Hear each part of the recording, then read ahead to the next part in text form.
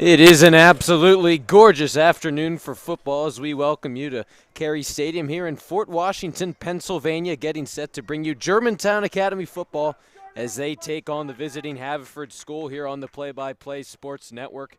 Corey Miller here with you, getting a look at some players to watch for Germantown Academy. That's going to be senior running back Brian Allen, no surprise there. Over 100 rushing yards in each of his games so far this season. Easily one of the favorites, if not the favorite, to win the Interac MVP.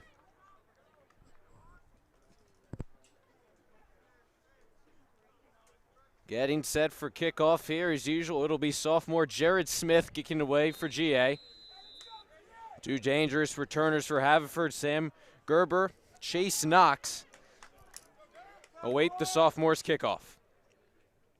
Here in the final home game of the 2021 Germantown Academy football season.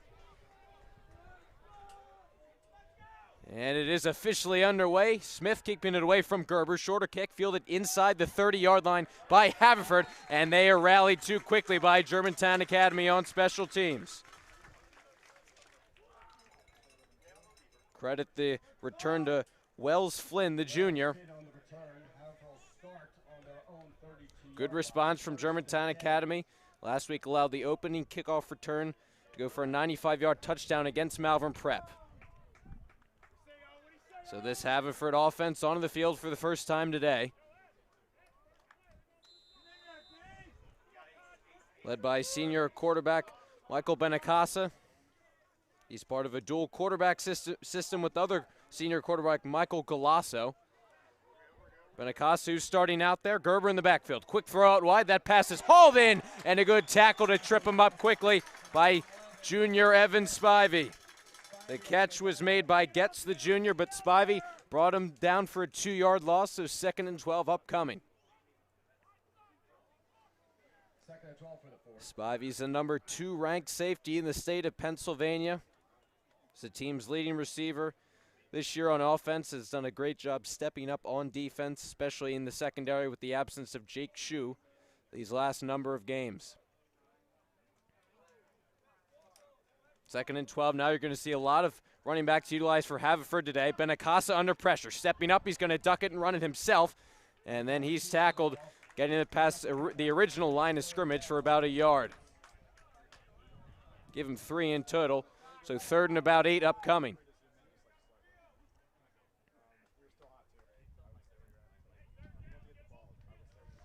You've seen Sam Gerber in the backfield so far for Haverford. They've utilized kind of a running back by committee this season as Haverford. And Gerber typically the slot back. Now motioning out wide here, has been in the backfield several times this year. This time though, it's a lone pocket for Benacasa. He will throw 3rd and long, heading towards the sideline, juggled and incomplete. Looking for Chase Knox. Taj Deitch is in coverage, but the incomplete pass will bring up a 4th down and a Haverford punt.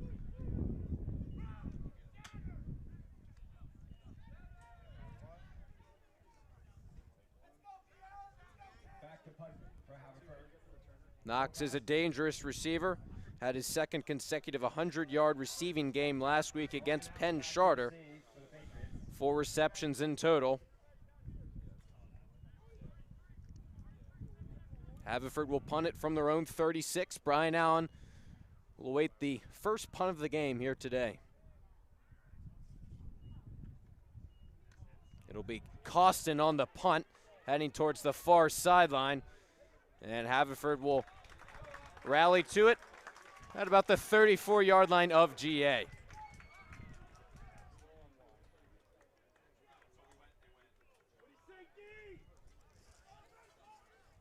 About to get a look at the Germantown Academy offense for the first time today.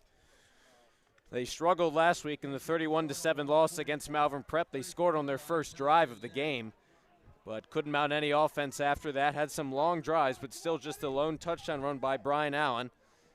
And although Tristan Machado is a very capable quarterback, Brian Allen's going to do the majority of the lifting for this GA offense. 1st and 10 from the 34-yard line. It is a give to Brian Allen. Sprinting to the near sideline, gets past the line of scrimmage, and then is brought down by Haverford.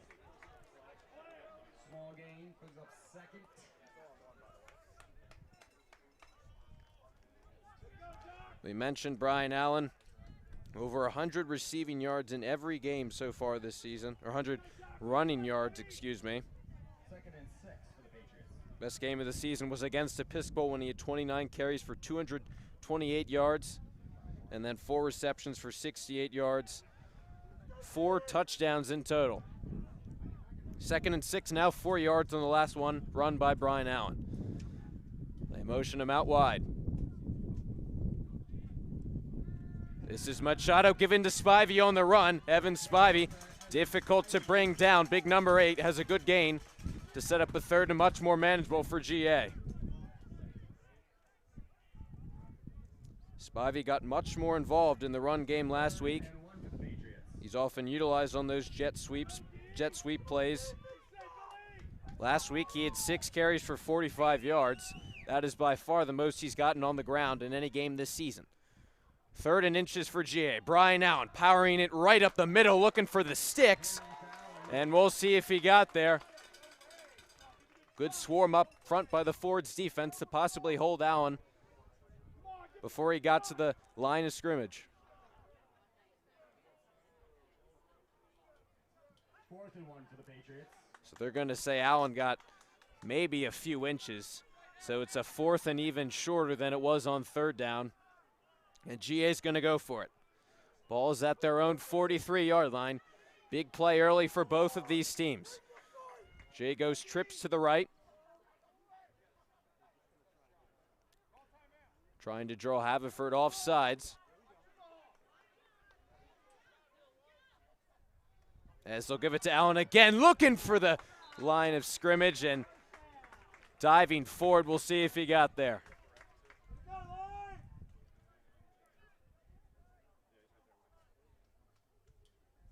And he did indeed get there, so that last effort, huge payoff for Brian Allen and Germantown Academy. Only about a yard collectively on those last 2 carries, but it's good enough to get GA a 1st down.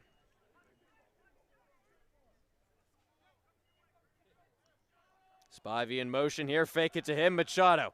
Time to throw, he's gonna unleash one off the hands and then nearly intercepted. That was intended for junior receiver Matt McGettigan, who is fully returned from his ruptured spleen injury he suffered before the season started.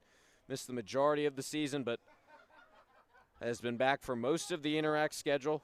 A few weeks ago against SCH, 1 carry for 14 yards and then a reception for 20 yards. And his snap count has really ratcheted up over the past number of weeks. He can play both out wide and in the slot. So Machado's first pass of the game goes for an incompletion, 2nd down and 10 at the 44-yard line. They will give to Allen, dancing up the middle, and nothing's doing for number 23. The defensive line for Haverford making a big difference so far today. They are led by senior Isaiah Boyd, who's been a huge difference maker for them, both on the offensive and defensive line. Penn Live ranked him as the 34th best player in Pennsylvania, 6th best defensive end.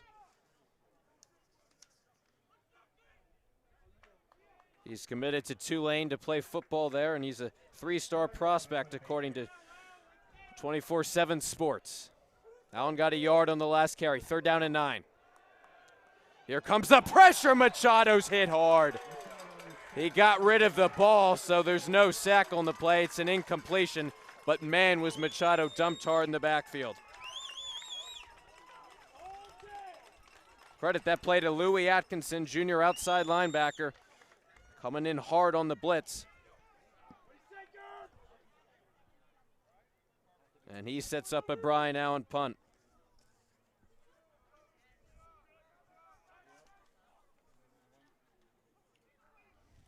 Gerber, dangerous return man for Haverford. We'll see if GA wants to keep it away from him. Line drive kick, bounces in front of Gerber, fields it on a few hops.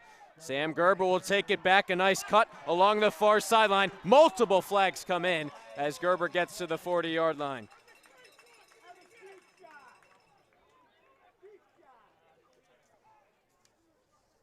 Not only is Sam Gerber dangerous in the receiving game, very dangerous punt returner. Through the first 2 weeks of the season, Gerber had 310 all-purpose yards. That included 140 return yards, both in the kick and punt games.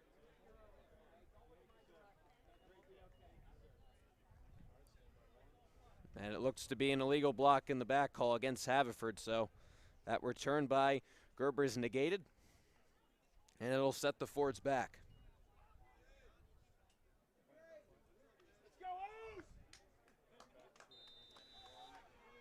So after forcing the GA punt, Haverford back out there for their second offensive drive of the game.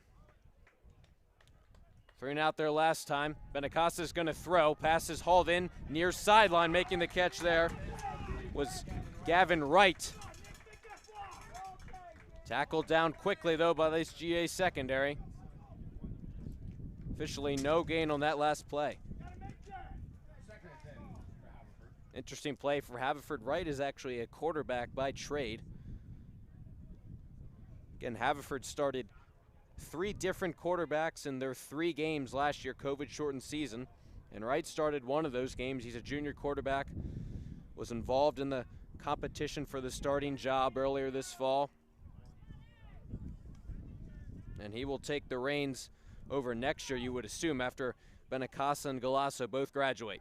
Another throw from Haverford. Through the air they go, and bobbled pass is incomplete.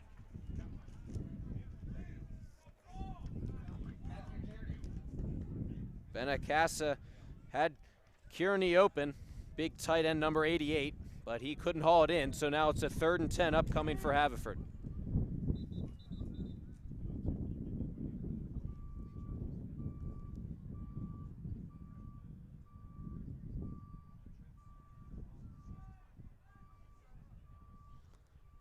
Looks like the refs might want to discuss whether or not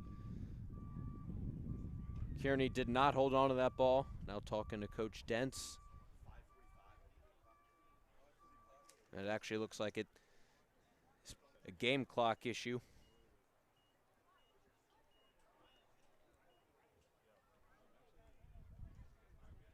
That is indeed what it was. So 5 minutes, 45 seconds left in this first quarter, tied up at 0. Defenses for both teams holding strong on first 2 possessions. We'll see what Haverford draws up. 3rd and 10. Benacasa dancing around, and he's taken down. Ball comes loose at the 1-yard line. We'll see who recovered it. GA's got it. What a huge play by the defensive line.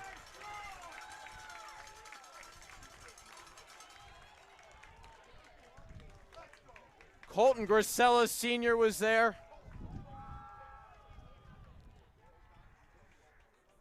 So not only does GA force the sack, they strip the ball, get a look at the replay, and that's Sean Spinoza originally who got back there. Latanzi then came in to finish the hit, and then Grisella, it looks like, came in to scoop up that fumble at the 3-yard line now. Early opportunity for GA to go up after their defenses come up huge on Haverford's first 2 possessions. Brian Allen looking to get to the end zone, diving forward, touchdown GA! Mr. Reliable Brian Allen getting it done again. He's in there for the first score of the game. GA's up 6-0.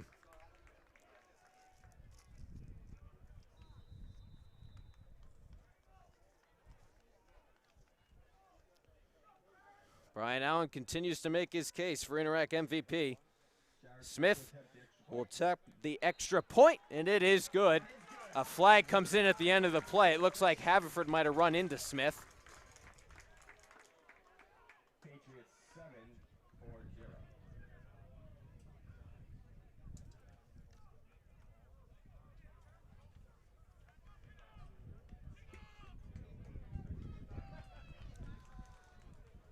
Again, GA going up 7-0 on the last touchdown by Brian Allen. Touchdown number 13 for him.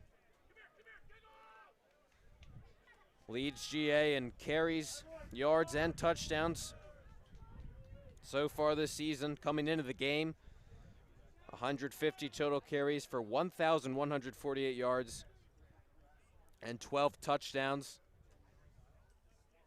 Those 1,148 yards, leads the Interac. And he's already stamped his name in the record books this year at GA, currently 7th all-time in single-season rush yards. He's on pace to finish 3rd behind Alex Holcomb and Reed Marco. He's tied for 10th all-time for rushing yards in a single game, tied for 7th all-time in rushing carries in a game, and tied for 6th all-time in rushing touchdowns in a season. Again, that's in Germantown Academy season. Most recently, putting the Patriots up 7-0.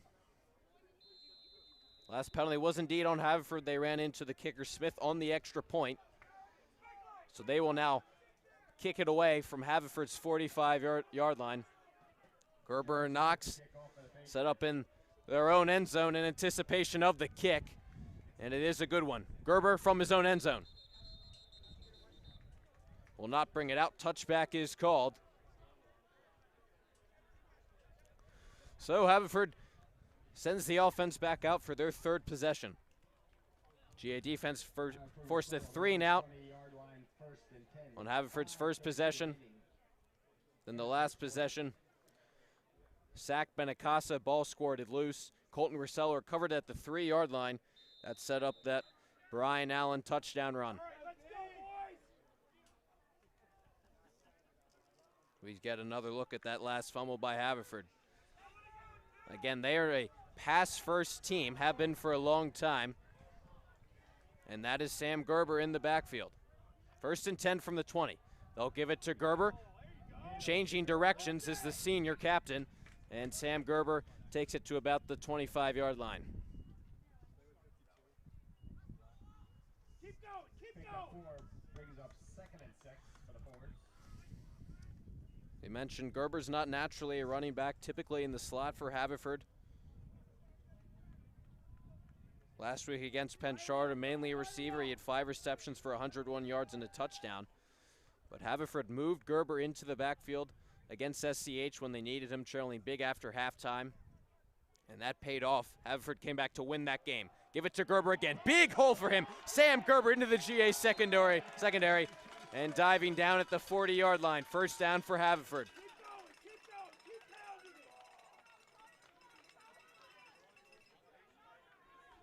Haverford will hurry back to the line, changing it up offensively after only throws. 2 straight runs from Gerber. He's got a 3rd straight carry here.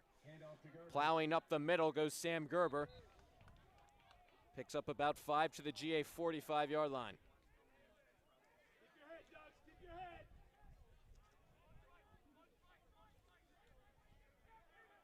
What's going to help out the Haverford running game today is this massive offensive line. Smallest player for them on that offensive line is 6'2". Several great players for them there. Another handoff for them, trying the near sideline. A nice cut to get to the 50-yard line. That was Matthew Brosco, sophomore running back. Didn't quite get the 1st down marker. It is 3rd and literally a few inches.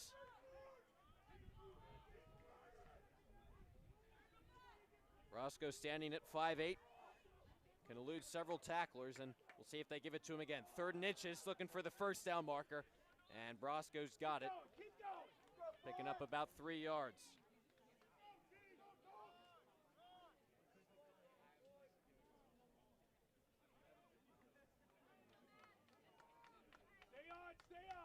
Brosco had 2 rushing touchdowns through the team's first 4 games. Caught a 4-yard touchdown pass against Penn Charter last week. And against SCH, rushed for 103 yards and a touchdown. And only a sophomore. One of many running backs Haverford has used. So Gerber in the slot now. He and Knox along the far sideline, into this Brosco in the backfield on this 1st and 10 play.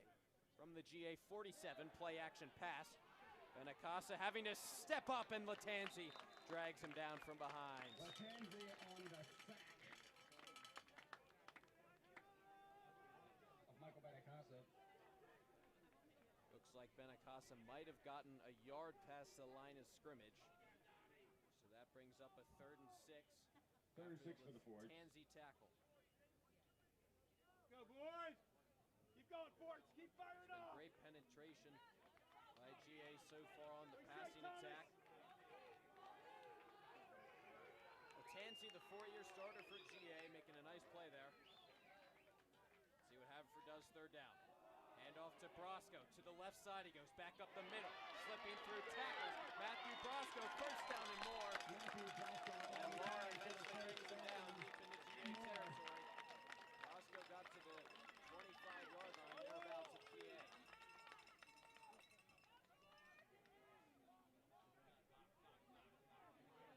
Force out first and 10 on the Patriots 29-yard line. And send it to Brosco. Run, he'll get it again. Matthew Brosco. Not as much doing on this first down carry. Donnie Lacanza on the tackle. 2 yards there. Keep going, keep going, keep going. Stay on your block. It is worth mentioning that today is senior day here at Germantown. Second and 9 for the Force. They honored all of their seniors. Less than 2 minutes remaining in the first quarter. The last home game of the year. Seniors have already come up big in the game. Grisella, Spinoza, Latanzi, Brian Allen all making a big impact early. Second down and 8. Benacasa whips one over the far side. Gerber holds it in. Looks like he's got a first down. Well, first down. Sure enough, he does. So Sam Gerber's first reception of the game goes for a Haverford Gerber on the first down. completion.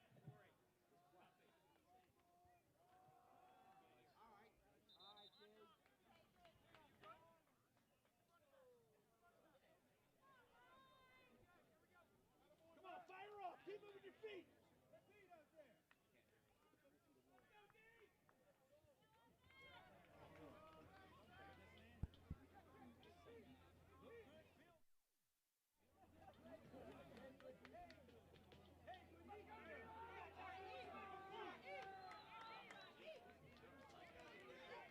Second and 9 now.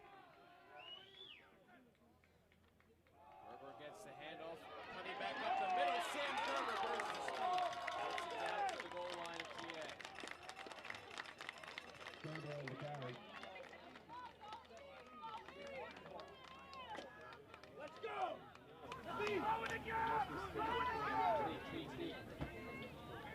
Diving forward is Haverford in the end zone.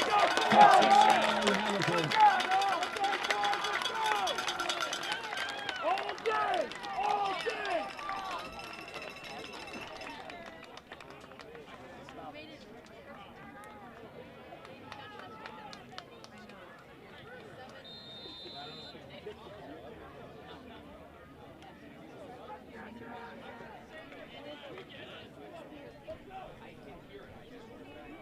Come on, Tanner, let's go, buddy. Attempting the extra point is Haverford, and that is blocked.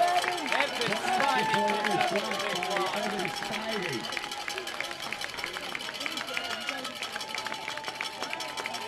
Tanner Vogel, sophomore kicker, was attempting it. And GA remains on top after the Haverford touchdown, after the big block by Evan Spivey.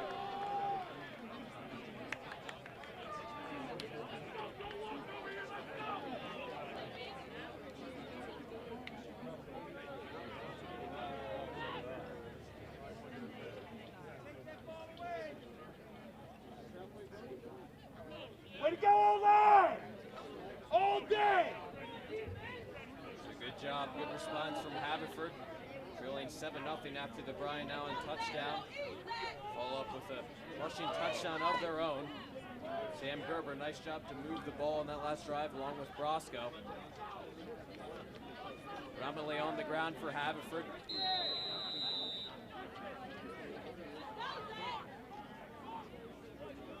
As Flynn will kick it away for Haverford. Line drive kick, 3 return men for GA. That's Laura who takes it inside the 10. Anthony Laura breaks a few tackles. Anthony Laura to nearly the 30-yard line for GA. He's gotten a lot of looks, kick returns the past few weeks for GA.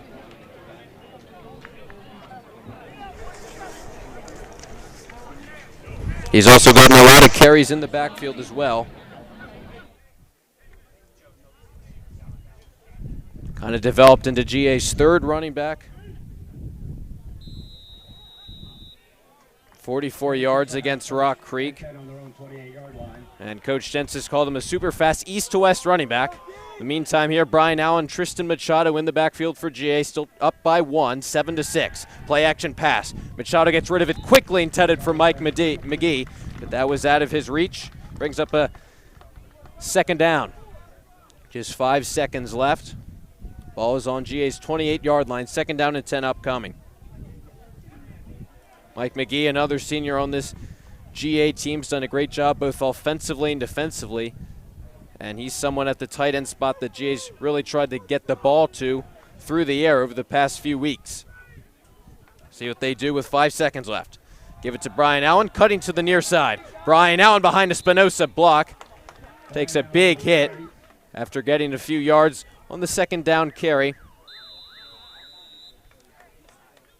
Called a gain of 4 as we have reached the end of the first quarter. At the end of the first quarter, Patriots 7, Ford 6.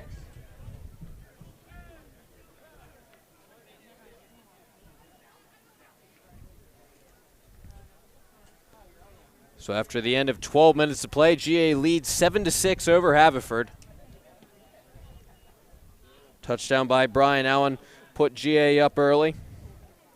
After a great job by Spinoza and Latanzi to force a fumble, Colton Grisella recovered it, and that set up a 3-yard touchdown run by Brian Allen.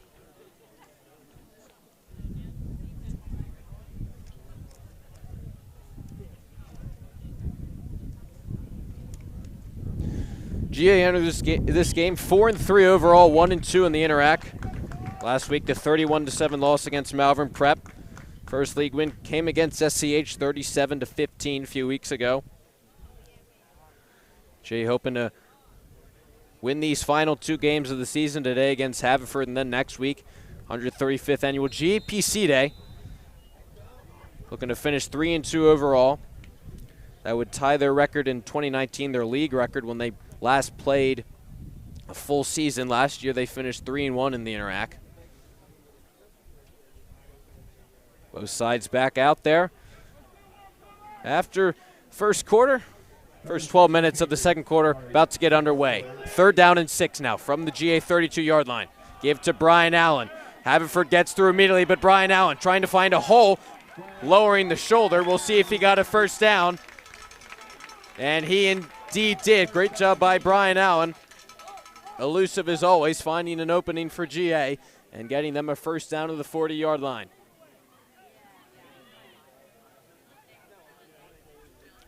Four receivers coming to the game for GA. Arent, McGettigan, Spivey, and Donahue.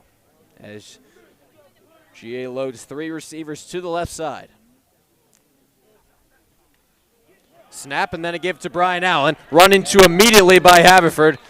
And Brian Allen is stopped right at the line of scrimmage, and a late shove by Haverford. A flag comes out after that.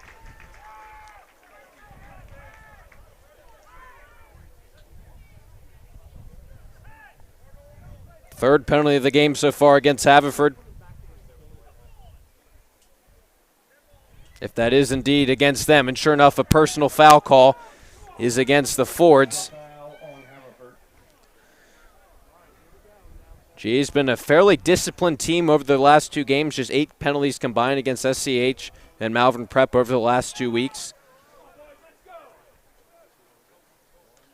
And they will certainly take that. There was not much doing on that last run by Brian Allen, but a late shove on the part of Haverford moves GA all the way up into Ford's territory at the 45-yard line.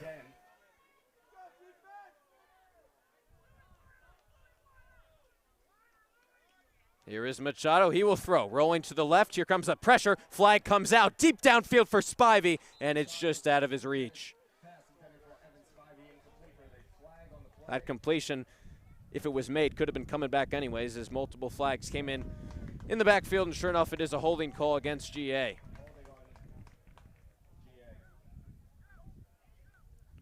This offensive line holds a lot of seniors. In fact, 4 of the starters are seniors, except for C.J. Mursky. And that's been part of the reason why Brian Allen has been so successful running the football this year. Don Latanzi's done a great job anchoring that left side. Coach Dentz has said he might be the most technically sound lineman since he took over here at GA. He points out how talented he is.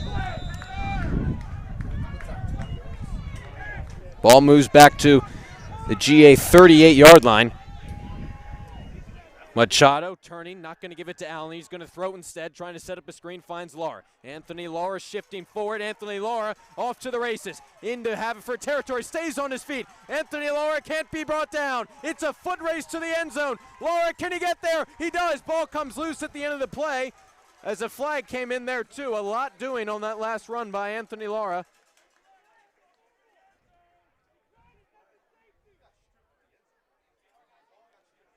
Ball came loose. It looked like Gerber might have knocked it out as Laura got to the goal line. No motion by the referee on the touchdown, and then there was a flag that came in also.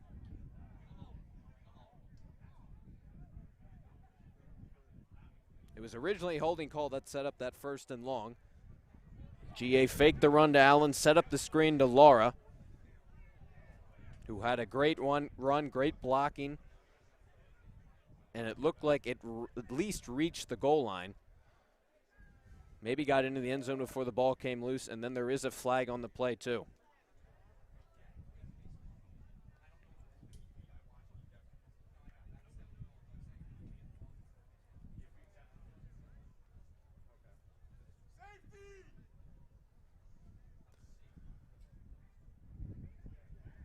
That ball did come loose. It could possibly be a safety against GA, but again, we don't know when it came loose and who the penalty is on. Haverford has a roughing the passer penalty called against them and then a hold against GA. The penalty's offset.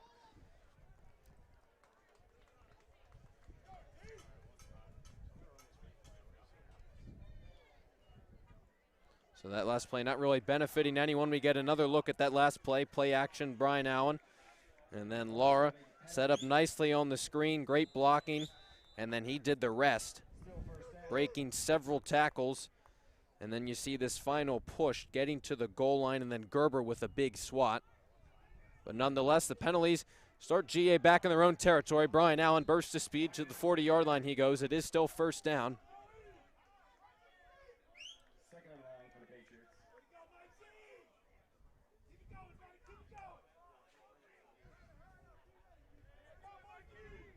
Now at the 40-yard line.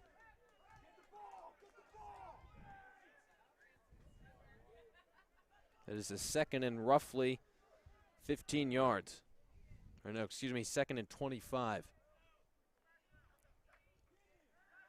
Machado will throw. This time he has time. He's going to loft one deep downfield. Evan Spivey makes the catch. The junior receiver is gone. Touchdown, GA.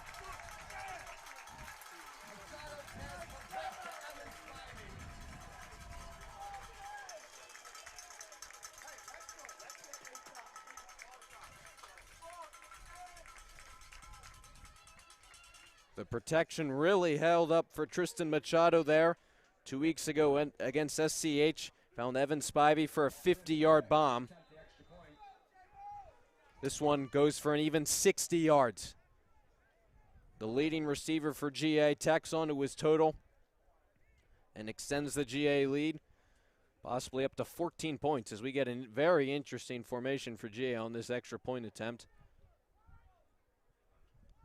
Looks like they could be going for 2. That's McGee in the backfield. He's going to get it, charge up the middle. Mike McGee trying to get to the goal line. Waiting for the signal, and he did not get there.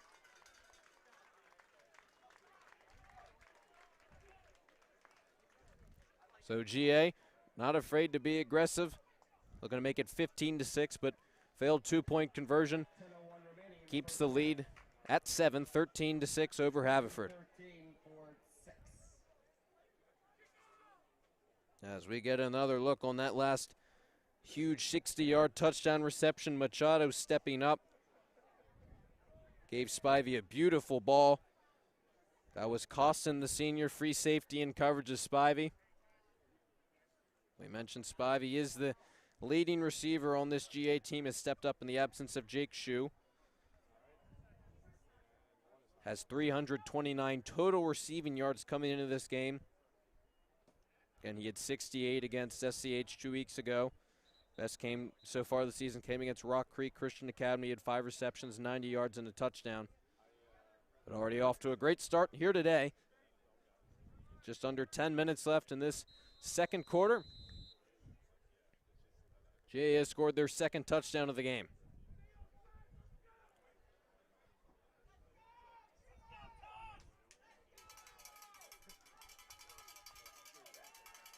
Jared Smith getting set to kick things away. Again, keeping away from the primary return man of Haverford. Ball checks down at the 25-yard line. GA trying to swarm upon it and recover it. But it was ultimately Haverford and Knox who fell on it. So the Haverford offense will come back on the field. Led by Benacasa. He's been the sole quarterback here today. It's Haverford offense that has scored 6 points. Last touchdown predominantly through the ground. Blocked extra point attempt, though. Haverford offense really utilizes an RPO style. So Coach Martin has said they have their quarterback doing a lot of pre-snap reads. Gerber in the backfield, he gets it. Had a good drive on the previous touchdown for Haverford, and this time Sam Gerber gets it to the 30-yard line.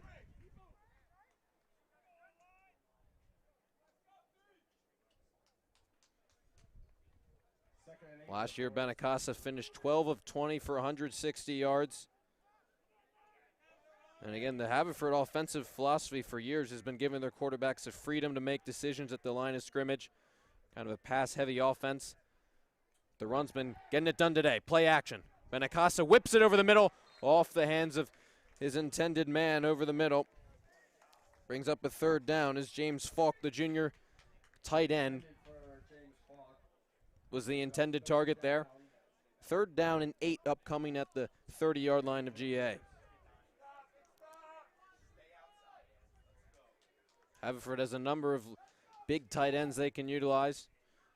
Both Kearney and Falk have been targeted today.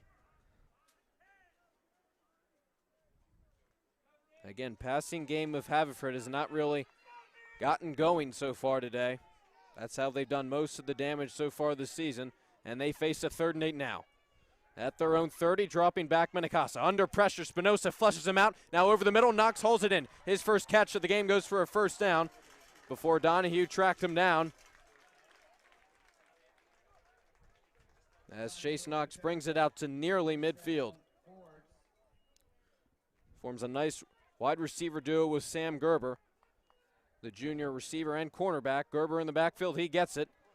After the first down, and Gerber has a great gain here. In pursuit is McGee. Sam Gerber looking to get to the end zone. Tripped up just before then. A flag came in early in that play,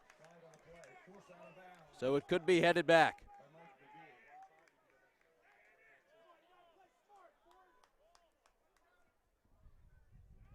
Sure enough, a hold against Haverford. Gerber took that ball all the way down to about the 3-yard line of GA.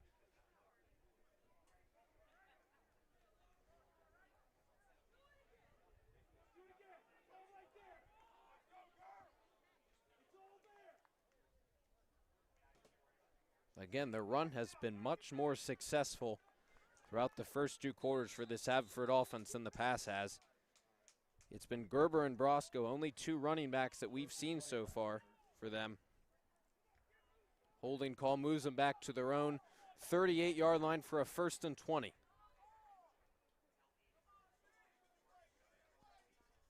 Brosco in the backfield just blocking though. Benacasa will throw. Pressure incoming. Benacasa looking for an open man, but he threw one too high.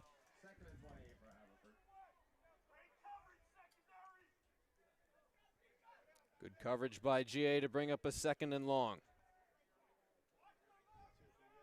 Looked like maybe Haverford was trying to set up a screen pass there. And good pursuit by the GA defensive line to force the incompletion. You will notice Benacasa has a very strong arm. Haverford does like to run a lot of play-action plays. He's one of the taller quarterbacks in the rack at 6'2". Second down and 20 now. Benacasa and Brosco in the backfield. Play action. Quickly getting rid of his Benacasa and locates his open man as the ball comes loose at the end of the play. Anthony Lara was there to knock the ball loose.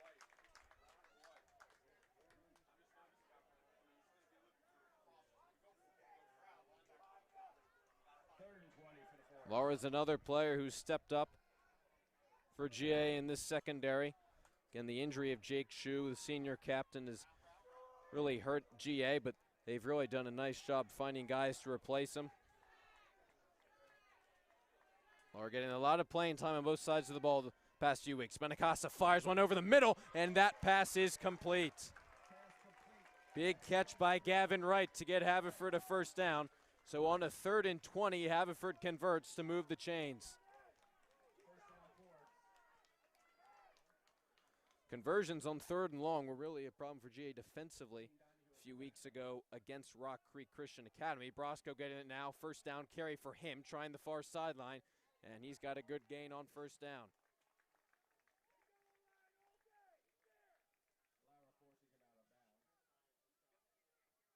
As we get a look at that last 3rd and 20 connection, Benacasa finding Gavin Wright, his second catch of the game. So Wright, the junior quarterback, being utilized in many ways today. Another handoff right up the middle goes Haverford. Second and very short. We'll see if they picked up the first down, and they indeed did. So 2 yards, on the carry from Sam Gerber.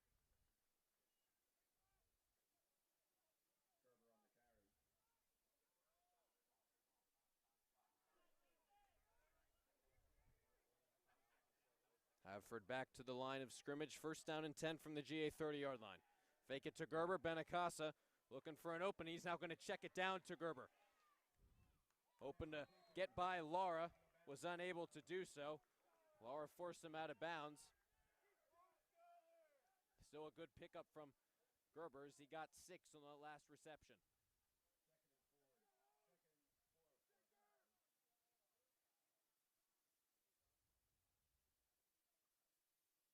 Up a 2nd and 4. Give it to Gerber now, slowly trotting to the line of scrimmage. Knox has got him from behind. And Sam Gerber will move it forward for Haverford first down.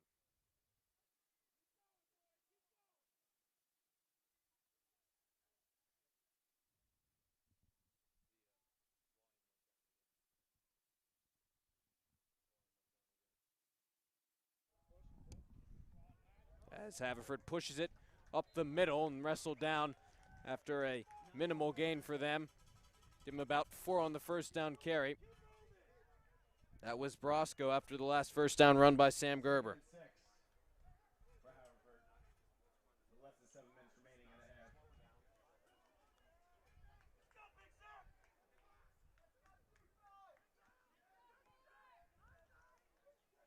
Brosco in the backfield again. Coming in motion is Getz, and they'll give it to Brosco. Dancing along the far sideline, now cutting up the middle. And a nice job by Brosco to find a hole. It brings up a 3rd down. Brosco on the carry. Brings up 3rd and 3 for Haverford. Haverford moving quickly again, now 3rd and 3. And we have whistles before the snap got off. GA will take a timeout, talk things over on this big 3rd down play. Timeout, GA.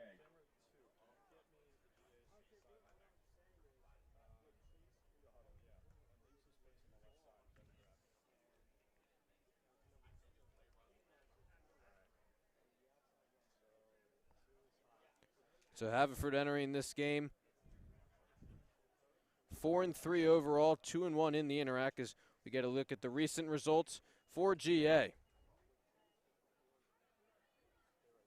Most recent games against Malvern, SCH, and Episcopal are the league games, so 1-2 so far is GA. That crushing 1-point loss to Episcopal, where the last-minute field goal was blocked. Again, and GA looking to rebound after the tough loss last week against Malvern Prep, who remains undefeated in the Interact this season.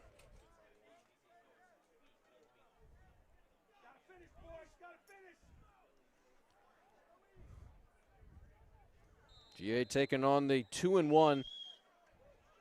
Haverford's in Interact play. They are 3rd and 3 now. As a motion play for them. Getting it, trying the near sideline, breaking free for a first down. It was number 11 for them, Ryan Getz, junior receiver. Got it on a nice play design from Haverford. Sets Haverford up in GA's red zone. From the 13-yard line now, as Brosco pushing it up the middle.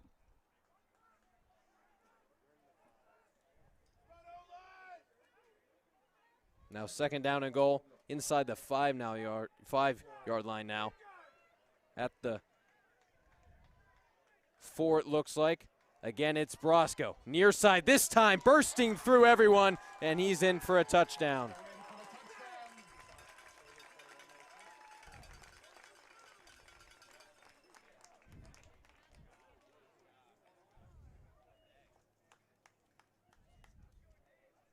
Easy run for Matthew Brosco. Great job by this Haverford offensive line to clear a hole.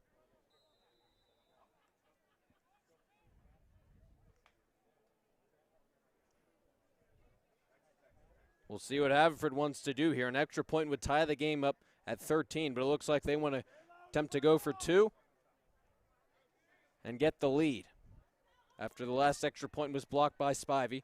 Gerber and Benacas in the backfield. Benacas will roll right under pressure, trying to dump it off, and it is incomplete. So the 2-point conversions from both of these teams fall unsuccessful. GA still up by 1, 13-12, with under 6 minutes left to play in this first half. We get a look at this last offensive drive from Haverford. Benacasa did a nice job on 3rd and very long to find junior receiver Chase Knox. They go with play action here. And this pass was hauled in by Gavin Wright, another big gain for Haverford. Passing game finally getting going on this last drive. This one to Gerber here out of the backfield. And then got Haverford a first down on a 3rd and 3, set them up in the red zone. And then Brosco capped off the drive with a nice touchdown run for Haverford. So a good response from them after GA scored. Still trailed by 1 though. As kick is away, heading towards Evan Spivey. Last touchdown reception for GA, he'll bring it out. Evan Spivey starting up at the 30-yard line now. Difficult to bring down as the big GA junior, and eventually was wrestled down after he got past the 30-yard line.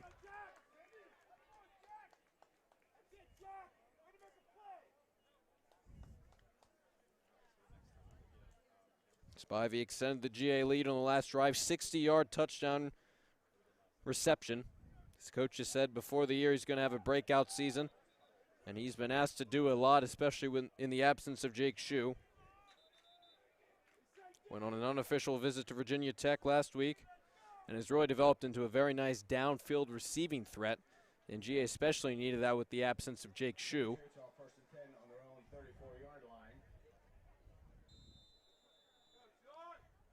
And Spivey got it out to the 34-yard line of GA, and that's where they'll start their next drive. Start with Machado through the air. Pressure coming. He's going to fire to the far sideline. That pass is hauled in right at the line of scrimmage. Or excuse me, right at the first down marker. Aiden Donahue hauled it in. And quickly GA gets a first down as the junior receiver moves the chains for them. Donahue on the season has 17 receptions for 166 yards. Another person who stepped up in Jake Shue's absence, literally on defense, filling in at the free safety position. Was the team's leading receiver last week against Malvern Prep with 3 receptions for 22 yards. As a first down here, Haverford shows pressure. They give it to Brian Allen. Digging right up the middle is the senior running back. And the pressure from Haverford proves effective there. No gain on that last play from GA.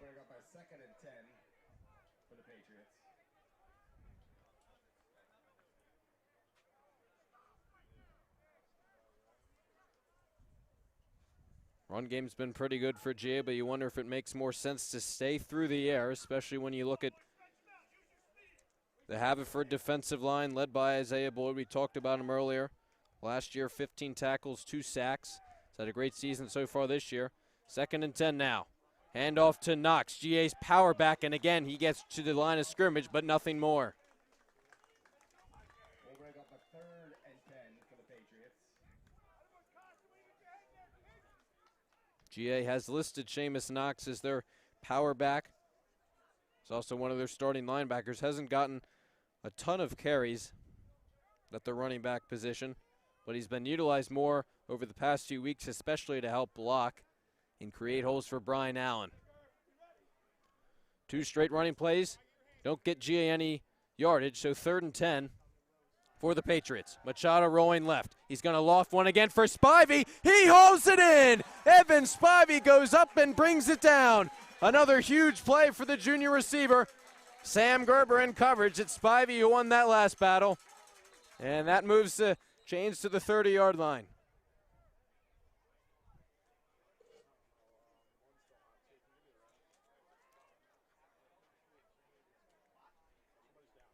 As we do have an injury, clock will be stopped at 4 minutes and 8 seconds.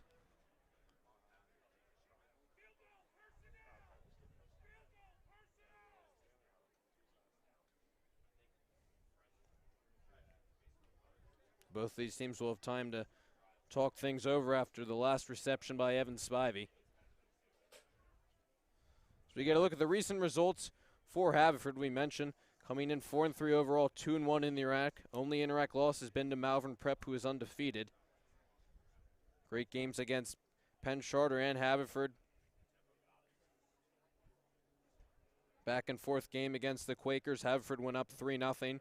Then they fell behind 10-3. They went up 15-10 before Penn Charter then took the lead, and Haverford won the game on a last-minute touchdown by Sam Gerber. Against SCH, Haverford trailed 28-3 at halftime before they scored 28 unanswered points in the second half and won 31-28 on a last-minute field goal. That is a Haverford player who is injured. That's Ryan Getz, who just gets up. It's good to see him walking. Looks like for the most part under his own power.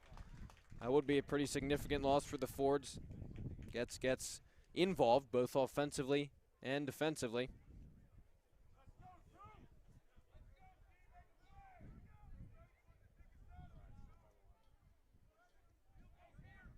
Getting back to Haverford's schedule, something that's really benefited them this year has been the really competitive non-league season they've played.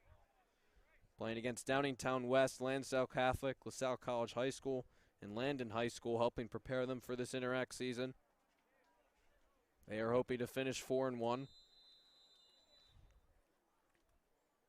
They will play Episcopal on their last game of the season.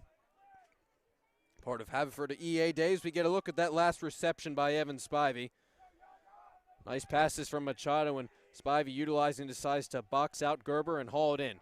At the 30-yard line of Haverford, 1st and 10.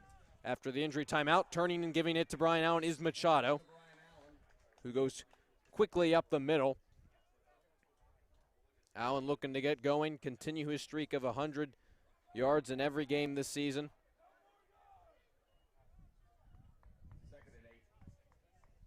He picked up just 2 on the last carry, so with 3.5 left to play, GA will have a 2nd and 8 upcoming.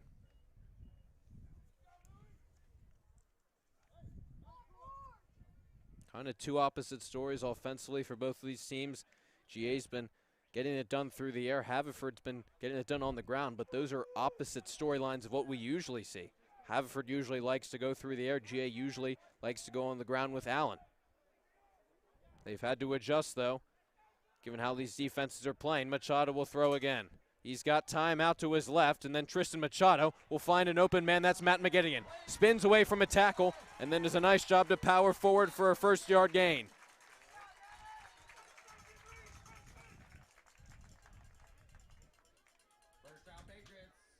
Good job by the junior receiver and the junior quarterback to connect in Haverford territory. Now they have a first down inside the 15 of Haverford at the 13-yard line. See what they want to do, looking for the third touchdown of the game. Brian Allen in the backfield, a player Coach Dent's called one of the best running backs in Pennsylvania, someone a lot of people didn't know about coming into the season. He's done so well. He gets it here. Up the middle he goes. And diving forward inside the 10-yard line goes the senior running back.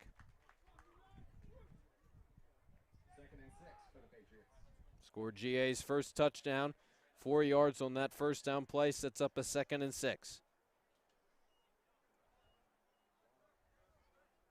4 receivers for GA: Spivey, Errant, McGettigan, and Donahue. Now at the 10-yard line. You're going to see Haverford playing a 3-4 defensively. Most of the teams GA's played against played an opposite scheme, 4-3.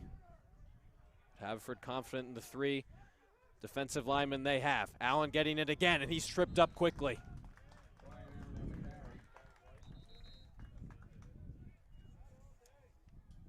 Looked like David Kearney, senior defensive end, was there to help slow Allen down. As Haverford will take a timeout on a big third down play upcoming. No gain on the last play from Allen, so it'll be a 3rd and 6. If GA couldn't convert, it'll be an interesting decision whether or not to kick a field goal with Jared Smith, certainly within his range. Both of these teams have been aggressive so far today. Both attempting 2-point conversions, both coming up empty though. We got another look at the passing attack on this drive from GA. First it was a nice pass and catch, Machado finding Donahue.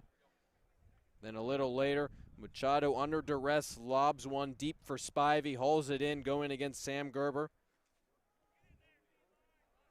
And then most recently here, Machado keeping his eyes downfield and finding an open Matt McGettigan to set them up now here on a 3rd and 10, or 3rd and 6, excuse me, from the 10-yard line. And it will be Machado again, lobbing one for Spivey, and he is held. That draws the flag. Pass was incomplete, out of the reach of Spivey, but most likely if Gerber didn't hold on to him, he might have caught that pass.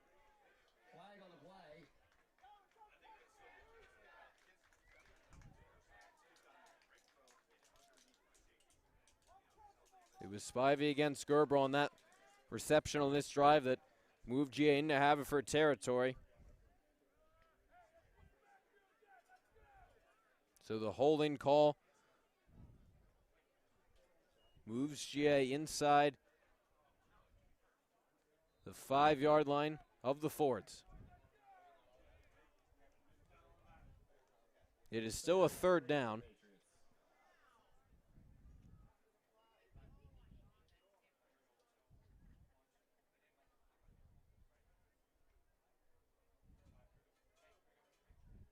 GA trying to figure out what they're running.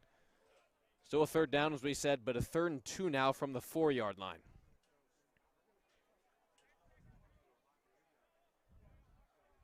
GA's relied on Spivey through the air so far today. We'll see what they want to do. 3rd and 2 now. And a timeout is called.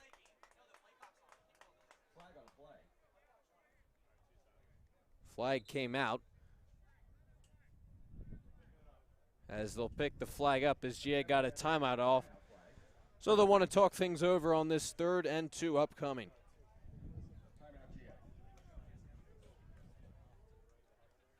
Tristan Machado's done a very nice job so far today, the junior quarterback.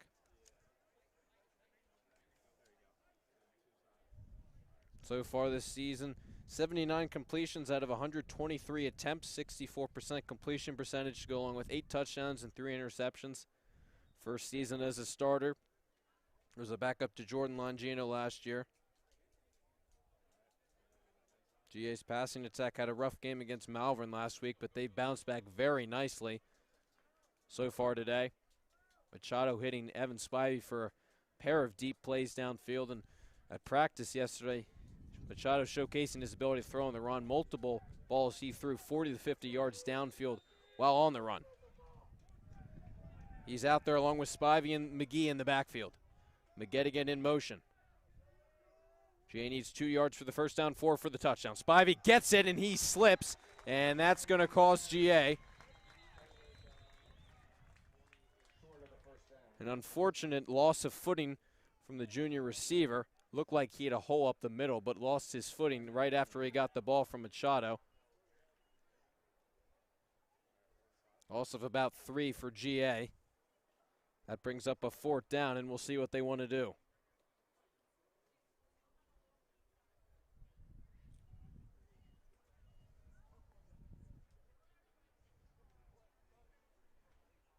They lead by 1, 13-12. Minute and 18 seconds left in this second quarter.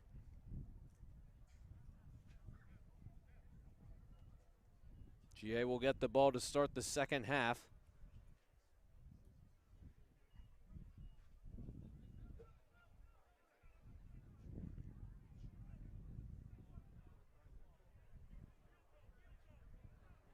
And GA deciding now that they're going to go for the field goal. So Jared Smith and the field goal unit trotting onto the field. It is only extra point attempt of the game after GA's first touchdown. Line of scrimmage is about the 8-yard line. So not a long attempt for Jared Smith.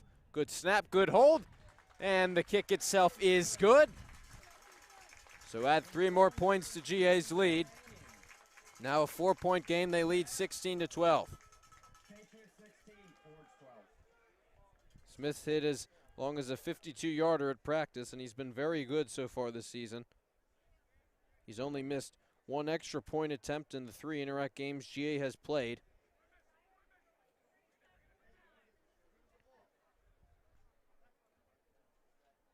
So Haverford will have a minute and 13 seconds to try to respond to that. Now down by 4.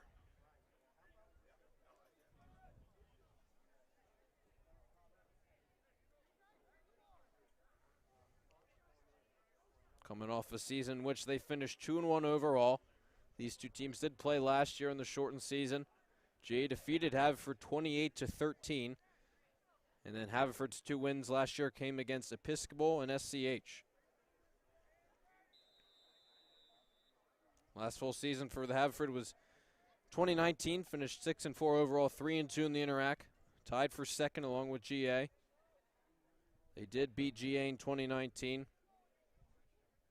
Looking to win their first Interact title since 2015. Line drive kick here from Jared Smith, and Knox is going to let that go out of bounds and let the flag come out.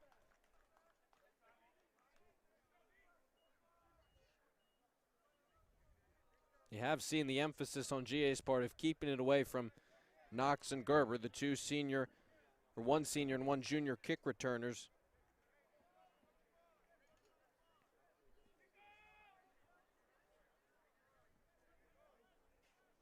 Both have been involved today.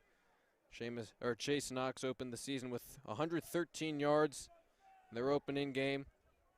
He's the team's leading receiver so far this season, with 418 receiving yards. So GA will kick it away again after the penalty.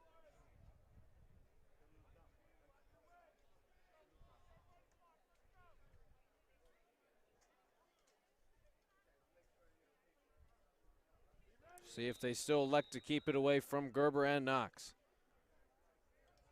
Done a good job of that on their first 2 kickoff attempts. This is their 3rd. Now up by 4 points. Again, Smith kicks it away. This one heading towards the sideline, and Knox will haul it in before it went out of bounds. He's upset at himself, knowing that that kick was certainly headed towards the sideline. But nonetheless, Knox hauls it in at about the 20-yard line, and that's where Haverford will start their next drive.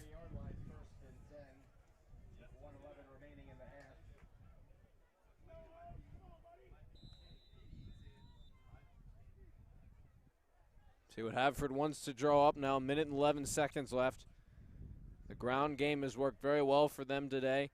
Passing attack, though, came alive on their previous drive. Gerber will start out in the backfield. Knox along the near sideline. Dyches will be covering him. As they're going to look to Knox on the first play, deep downfield with Dyches in coverage. Catch was not made, so good coverage from the sophomore corner on the junior receiver, and it brings up a second down. You saw the arm strength from that last play from Benacasa. Immediately looking to their junior receiver. Guy who leads the team in receiving yards. We get a look on that last play. Good coverage from Dyches. Would have been a very nice catch from Knox. Coach Martin has said that having Mike Benacasa under center is like having a coach on the field. And we'll see what they draw up. He'll throw again. 2nd and 10.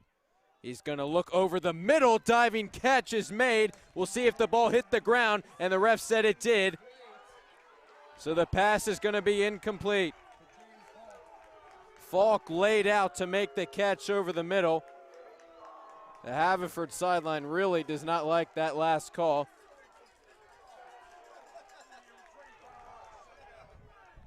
As Haverford easily would have had a first down and more. We get another look at the replay.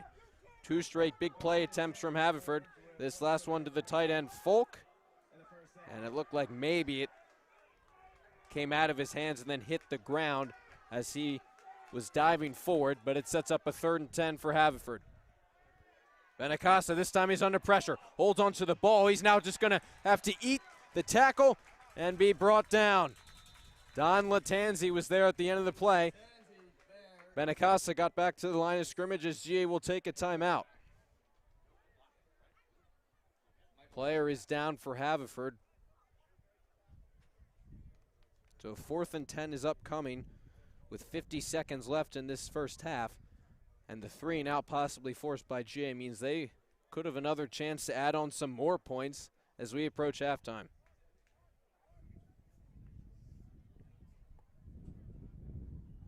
With the timeout, we get a look at some first half highlights. It was Brian Allen opening the scoring after GA recovered the fumble. He took it in for a 3-yard touchdown.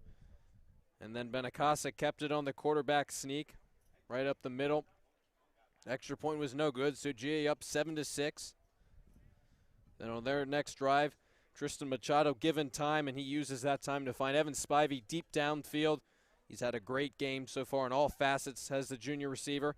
This one a 60-yard touchdown reception. And Haverford quick to respond on their next drive. This is Brosco. Great blocking up front by the offensive line. Gives Haverford their 2nd touchdown of the game. And then most recently, the scoring play for GA is the Jared Smith field goal attempt. And that gave GA 16 points. That's where we stand now at 16-14.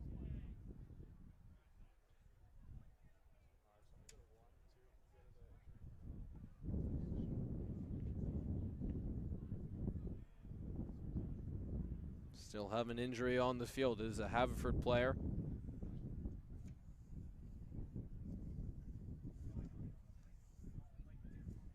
Be a good time now to talk about several players on Haverford's offensive line. As that's number 71 for them, the injured player, Matt Ponte, who is an integral part of this offensive line, ranked as the 35th best player in Pennsylvania, 1st at the center position, according to Penn Live. Their assessment of him is that he's a big anchor in the middle of the Haverford line, does a good job in pass protection and can drive his man off the ball in the run game. You've seen that in his highlight films. Really difficult to get by. Really enjoys blocking on running plays. And SCH had a really difficult time getting the past big number 71. At 6'5", 285 pounds, he is the rock of that Haverford offensive line. And he is to be helped off the field, so you certainly hope he's okay. For Haverford, you certainly hope he can return to the game. That'd be a big loss for them to lose him on their offensive line.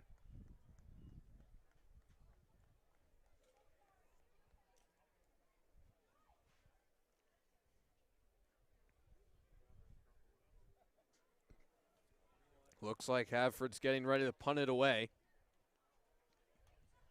from their own 20-yard line. And GA, especially with a nice return, could be set up to make something happen. They'll have 50 seconds to do so. After their defense has done a really nice job today, has rebounded nicely after a rough few weeks against Rock Creek and then Episcopal. Coach Dent said yesterday that offense, defense, and special teams do a great job today. They will be a sight to see, and so far, all have done their job and then some. All have played a role in putting their team up by 4. GA preparing for a possible fake here. This is Costin back to punt, and then Allen back to receive. And Haverford will indeed punt it away. It'll be land in front of Allen and bounce out of bounds quickly at about the Haverford 45-yard line. That took about 6 seconds off the clock. So roughly 44 seconds for the Patriots to extend the lead. Again, they get the ball back in the second half. Ball spotted right at the 45-yard line. Probably going to see a decent amount of passing on this offense for GA. And again, that's been their strong suit so far today. Haverford's done a great job holding Brian Allen in check. And GA showed this season, even though they haven't been a passing offense, that when they need to, they can throw the ball under pressure. Saw that against Episcopal and their drive down the field with under a minute remaining.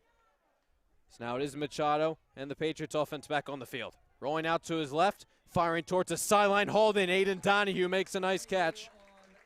He's really dangerous on those out routes. Made a reception along the sideline on the last drive. This one goes for a first down, and a nice job for Donahue to get out of bounds to stop the clock at 37 seconds.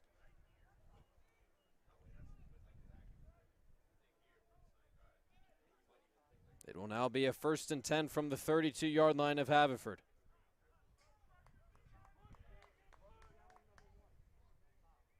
Spivey's been the main target so far for GA on offense. 2 big receptions today.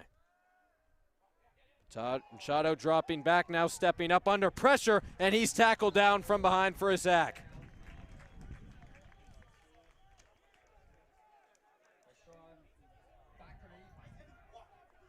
Carey was there on the sack. Jay's got to hurry back to the line of scrimmage. 2nd and long for him. Machado gets rid of it quickly. Hauled in by Errant near sideline, and he ducks out of bounds after making his first catch of the game.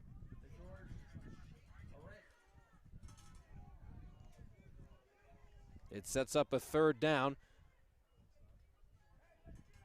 Jay, good job to get back the sack yardage and then some. Roughly a 3rd and 6 here now from the Haverford 28-yard line.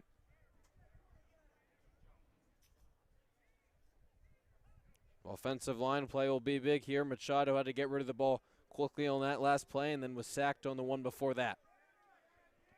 With 9 seconds remaining. Interesting if we'll see a shot here. Machado has time. He's going to dump it off quickly. McGettigan hauls it in. GA's got to get to the line. They don't have any timeouts as the clock is winding down. And they did not get the snap off. GA's pointing out that since they got a first down that the clock's got to stop. As the referees will talk it over, GA had used their timeouts.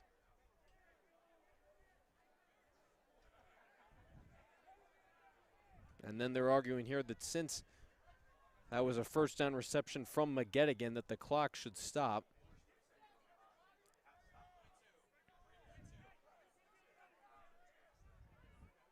Setting up this spike now from Machado.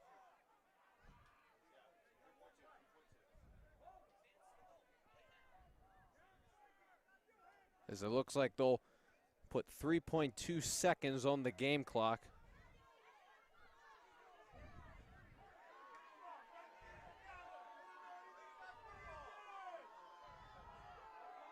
Still waiting for the scoreboard to change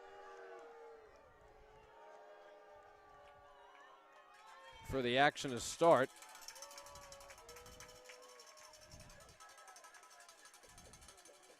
In all likelihood, this is just going to set up a Jared Smith field goal attempt. He made his previous one. This one will be a little longer.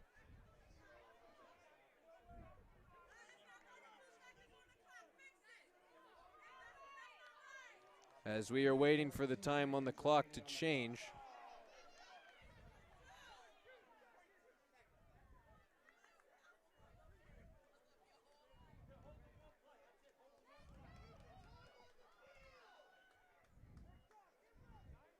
Clock still has not changed for GA.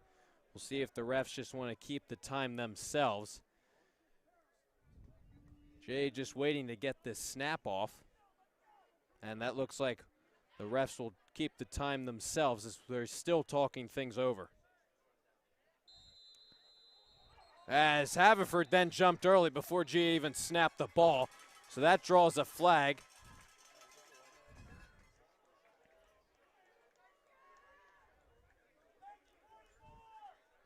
Yep, neutral zone infraction against Haverford, so that'll be a 5-yard penalty against them. GA had not yet snapped the ball, with the clock now finally reset to 3.2 seconds.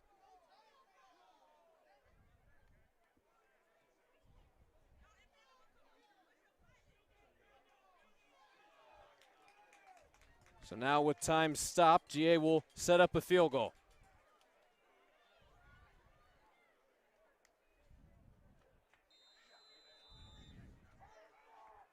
Ball will be spotted at about the 15-yard line of Haverford. Smith 1 for 1 so far today, this one from a longer distance. Flags fly as the field goal was good, but Haverford jumped early again, and this will move GA up 5 more yards. Now up to the 10-yard line of Haverford.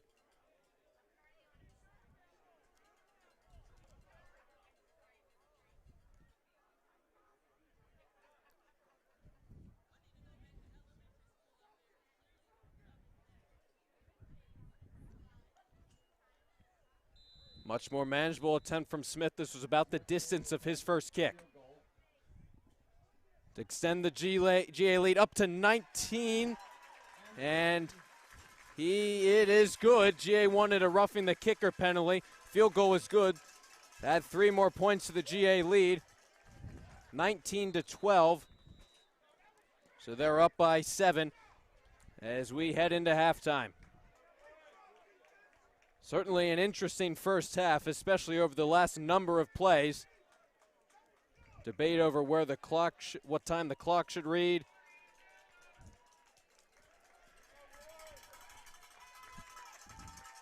And eventually these settle on 3.2 seconds. 2 big penalties against Haverford move GA up. They kick another field goal, second of the half by Jared Smith. And they lead by 7 headed into the break here on Senior Day from Carey Stadium. We'll be back for second half action here on the Play-by-Play Sports Network.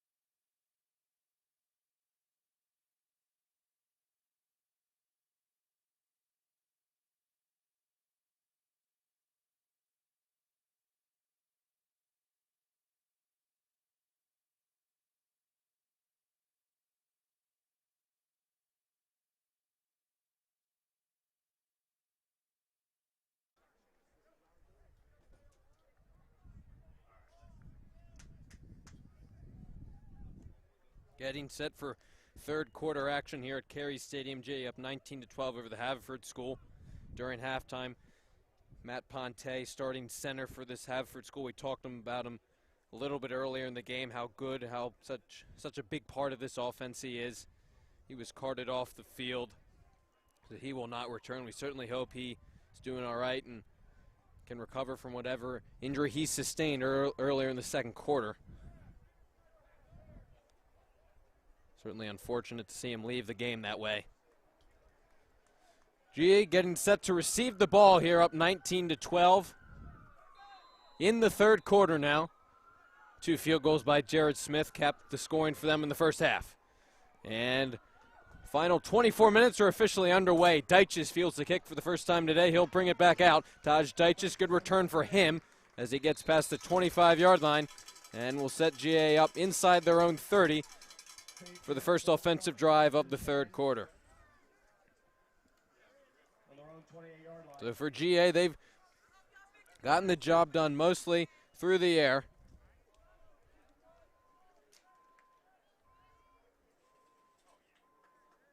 Brian Allen's had a pretty good game. He's got a touchdown already, but most of GA's big plays have come through the arm of Tristan Machado. GA continues to extend the lead. Allen will definitely be a big part of their game plan moving forward. And they will start with number 23, cutting to the near sideline. Brian Allen looking for a hole, hurdles someone, and a nice run for Brian Allen, his first carry of the second half. Close to a first down.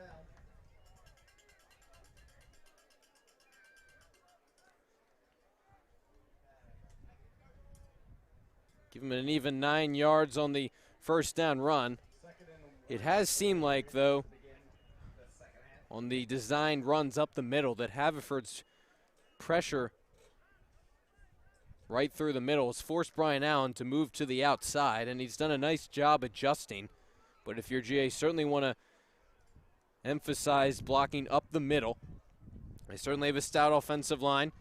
Allen will get it again, 2nd and 1. This time, though, swarmed too quickly. We'll see where the refs mark the ball, but Allen didn't get a whole lot on that second down carry. He got right back to the line of scrimmage, so it sets up a 3rd and 1 from the GA 37-yard line.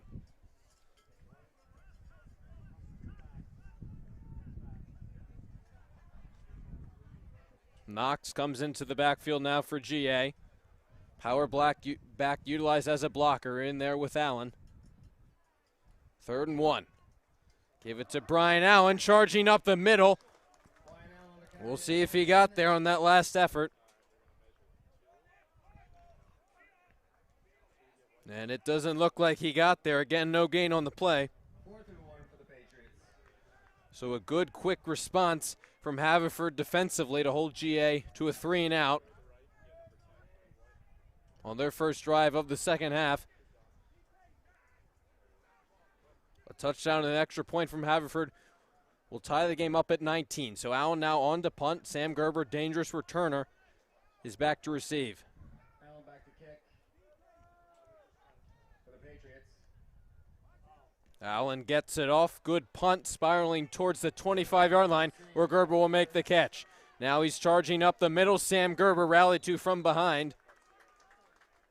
Good tackle from Brendan Donnelly to stop Gerber before he could get to the 40-yard line. On the tackle for Patriots.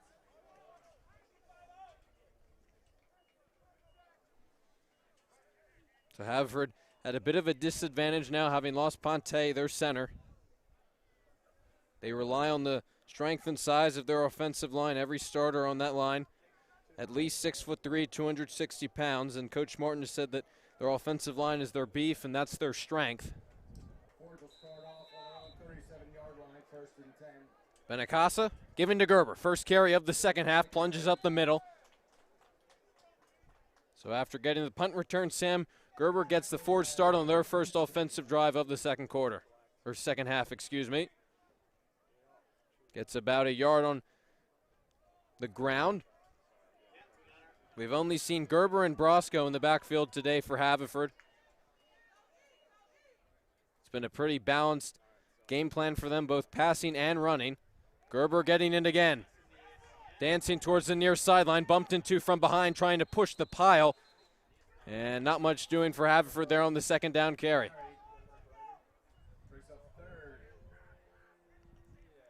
and 7 for the Fords. They got about 2 extra yards on that last play. So now mark the ball at the 40-yard line and a 3rd and 7 upcoming for Haverford.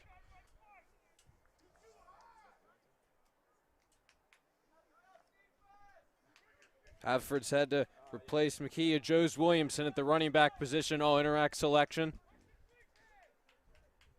was a very dangerous running back from them. Now here on 3rd and 7. Haverford will throw. Stepping up is Benacasa, and he's tackled quickly. McGee was there defensively along with Spinoza.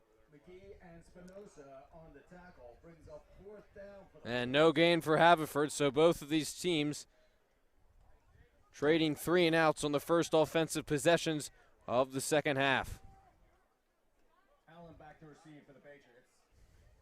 Benacasa in this offense had difficulty slinging together completions on their first few drives, but eventually found it late in the second quarter through the air.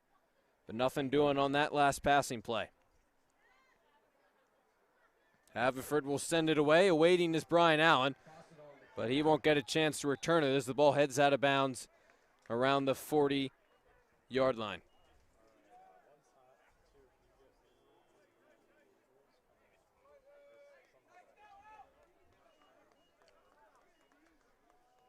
The offense will set to head back on the field. It's done a nice job handling this Haverford defensive line as well today.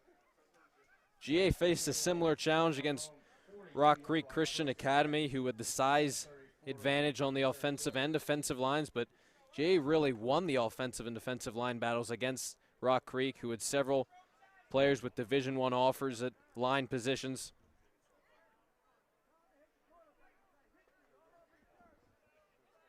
And Coach Densis said how confident he is in that offensive line unit, given how experienced and technically sound they are. Machado giving it to Brian Allen. A jump hurdle for him, but he's got nowhere to go as Haverford's defense rallies to him. The ball comes out at the end as Brian Allen is slow to get up. They're going to say Allen was down before Haverford forced the fumble.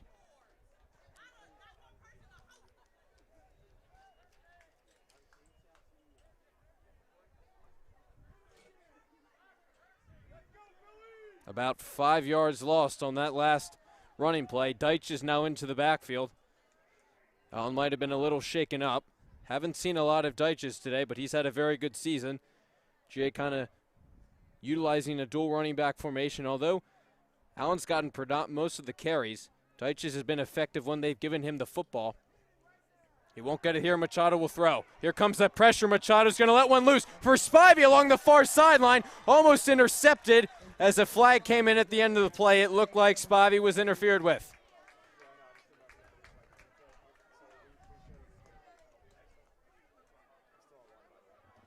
Spivey's had 2 big receptions in this game.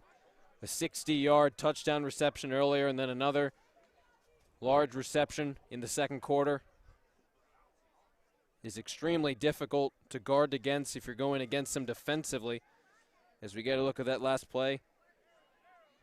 Machado just got rid of that ball with a nick of time. Spivey had to come back for it, but it looked like he was interfered with.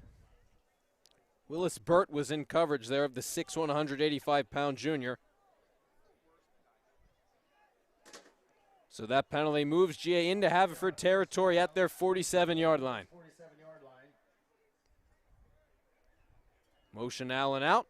And then give it to Spivey. On the reverse, Evan Spivey with lots of speed, flying forward for a GA first down. He gets involved in many ways on this GA offense. Combines both physicality and speed.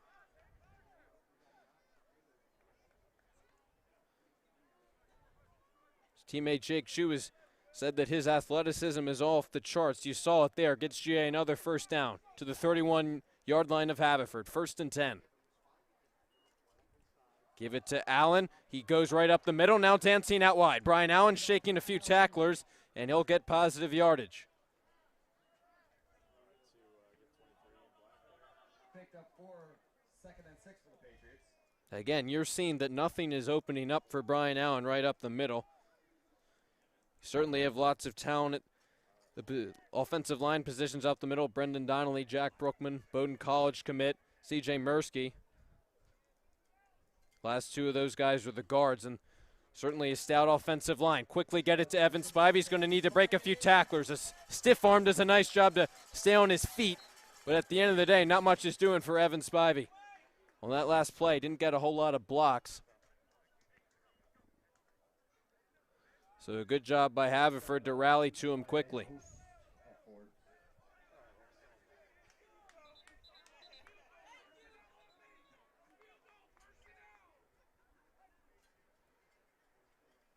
So now a 3rd down and 6 upcoming from the Haverford 29-yard line. We get a look on that last run play for GA. Give it to Spivey. Had a lot of carries last week for a wide receiver. Dating back to last year, GA loved to run those motion plays, sending Evan Spivey in motion.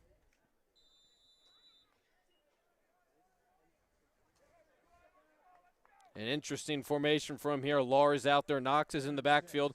Allen lines up behind Machado. Donahue out there as well. He's the lone receiver. Give it to Brian Allen towards the near sideline, and he's tripped up quickly. A big tackle by Will Costin to halt Brian Allen in the backfield. Loss of 6 yards on the play, and it brings up 4th down.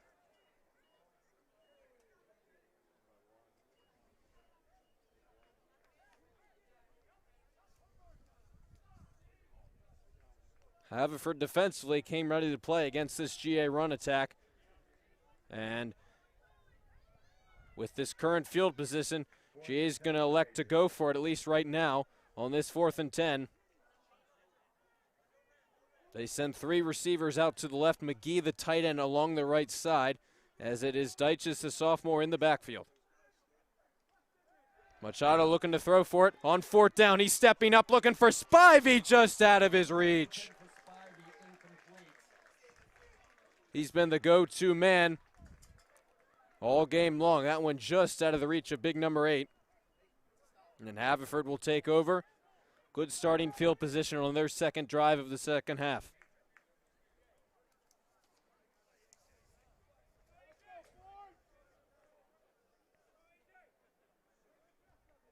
Haverford will have 1st and 10.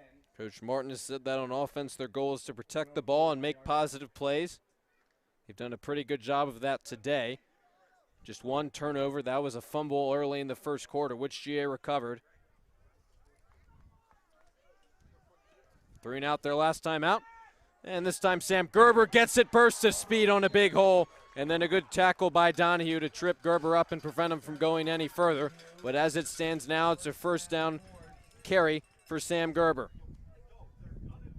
Despite the dual quarterback system a lot of the season, just been a Casa all game today. Gerber again. Sheds a few tackles. Nifty moves from Sam Gerber. 1st down and more. Along the near sideline, Sam Gerber forced out of bounds by Aeneas Vance. But again, a huge gain from the Haverford senior captain.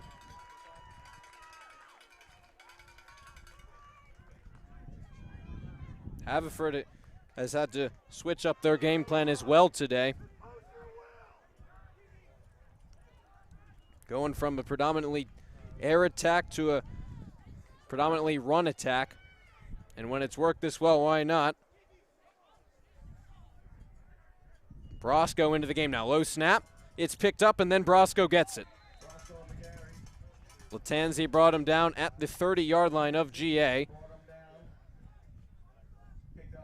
for a gain of roughly 3. 2nd and 7 now for Haverford.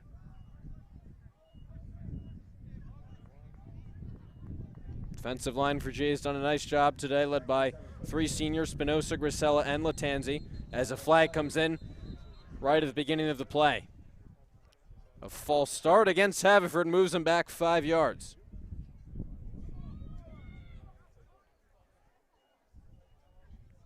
False start Haverford. Hasn't been many penalties today. This 5-yard call against Haverford moves them back to the 35-yard line. Second and 12 for the Forward. Senior Benacasa leading this team. Doesn't often run it, but certainly can. Possesses pretty good speed, a 4.9 40-yard dash. Last year finished 12 of 20 overall. This time giving it to Brosco, pushing the pile up the middle. And a nice job after the Haverford penalty to make it a much more manageable 3rd down for the Fords. Brosco was eventually stopped by Mike McGee. So now a 3rd and 4 for Haverford. In a similar situation as GA was on their last drive. Gerber back into the backfield. That's who gets it, and he's collided with immediately Aeneas Vance on the stop. Gerber ran right into the junior linebacker. And a big play from him moves Haverford back and sets up a 4th down. Aeneas Vance missed a few games this season due to a concussion injury, but he's one of 3 starting linebackers along with Mike McGee and Seamus Knox. And Haverford will go for it. 4th and 7 on the GA 29-yard line. Gerber stays in the backfield. He's right behind Benacasa. He will throw it now. He's going to whip it towards the far sideline, but that pass is incomplete. That pass was intended for Falk.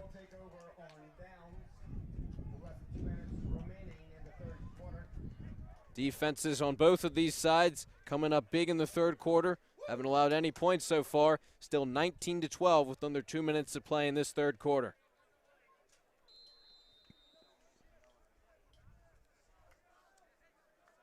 Aeneas Vance, a huge stop on Gerber on 3rd down.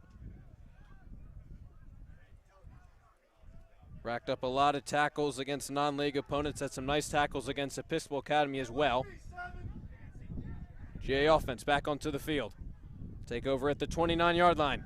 Quickly get it into the hands of Brian Allen out wide. Nice move. And another nice move. Brian Allen into the secondary of Haverford. He keeps cutting and gaining yardage as Brian Allen has a 1st down for GA.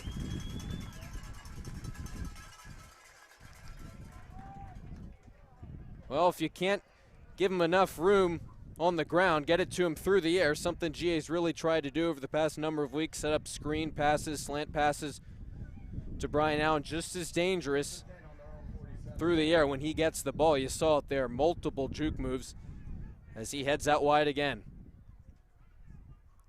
Maybe for the first game all season, passing attack will get more yards than the running attack for GA. Machado doesn't like what's there. He's now going to flip it to McGee. That was off his fingertips, couldn't quite haul it in.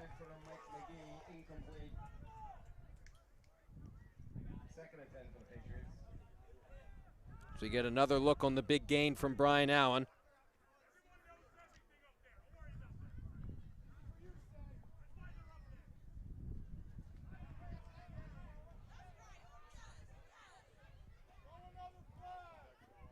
So it's a 2nd and 10. It was a key question coming into the game this week, how often GA would pass, given how much the passing game struggled last week. But they've been forced to turn to it, given how Haverford's kind of swallowed up the run very nicely. Again, lone backfield for Machado. Give it to Spivey. Cuts back up the middle and takes it down a yard shy of midfield.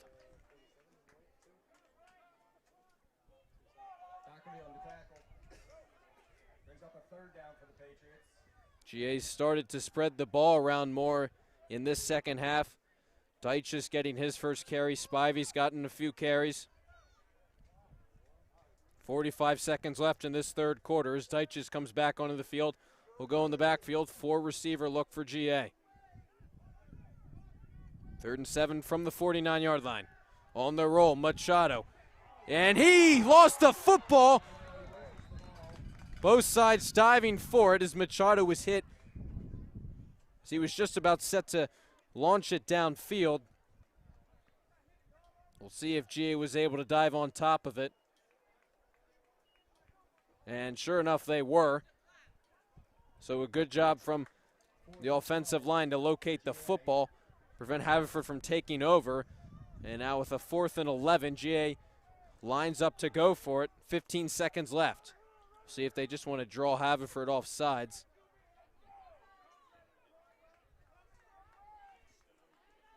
And looks like they're just going to let the clock wind down. So after the sack by Haverford, GA faces a 4th and long. We'll see what they want to do as we head into the final 12 minutes of play here at Carey Stadium. You mentioned earlier in the broadcast, it is the last home game of the season for GA. They honored their seniors before the game. Coach Dent said yesterday that those seniors have done so much for this program. They have 9 total seniors: Matt Sands, Mike McGee, Jake Shue, Brian Allen, Brendan Donnelly, Colton Grisella, Donnie Latanzi, and Jack Brookman, along with Sean Spinoza. Jake Shue, unfortunately, has missed most of the season due to a torn ligament in his foot. GA's really missed him. Coach Dents before the season called him the Earl Thomas of his defense. He said yesterday that he emphasized how much the team really misses him and reiterated how Jake's one of the most talented players in the Interac and one of the best people and players he's ever coached. Jake is the usual punter for GA, but Brian Allen has done a nice job replacing him after the injury, and he is on to punt of the way here on this 4th and 11 for GA.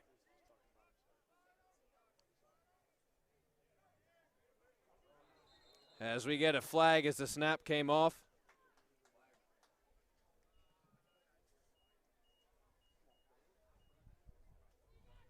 Neutral zone infraction against Haverford.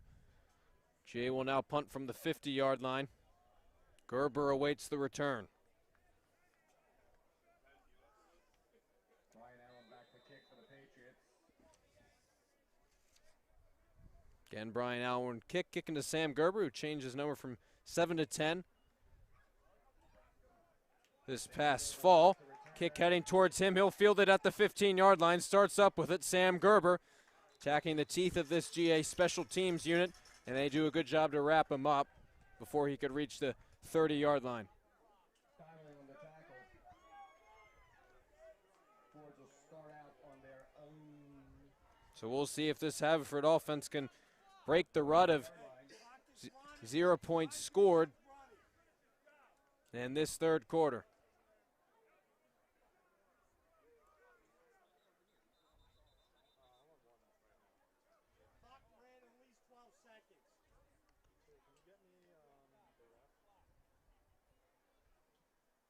As the refs look to reset the clock here.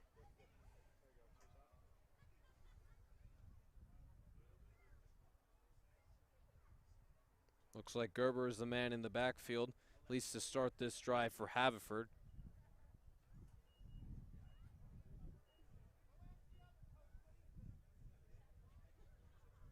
As clock is reset here, looks like we're ready to play.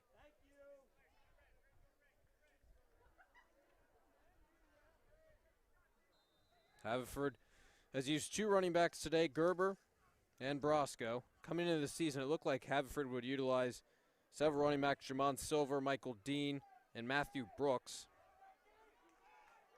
But they've changed that equation over the past number of games. It's been mostly Gerber today. He gets it here. And after he plunges up the middle, we'll get about 2 yards for Haverford. Most of the damage through the air has come through Knox and Gerber on this offense.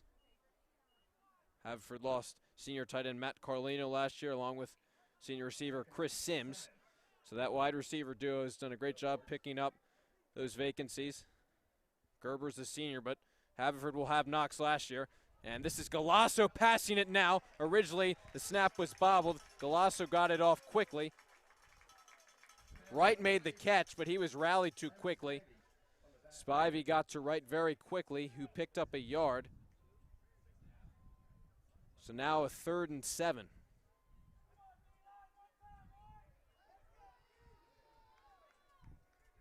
That was the first time today that we have seen a quarterback other than Benacasa out there.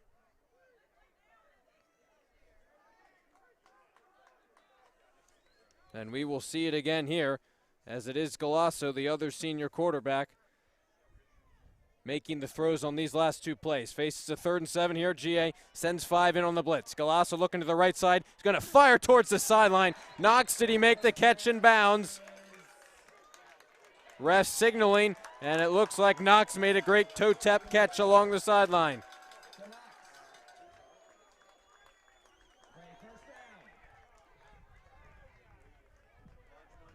Big gain, Haverford up to nearly midfield now, and a great catch by Chase Knox. Galasso still in the game. Gerber looking for an opening up the middle and gets it into GA territory. Mike McGee on the tackle. So we wondered, as we get another look at Galasso rolling out of the pocket and finding Knox, did a great job staying in bounds. We wondered if we would see Galasso today. He suffered a foot injury against SCH as Gerber gets it again, and Mike McGee is there to force him backwards. Don Latanzi there to assist him.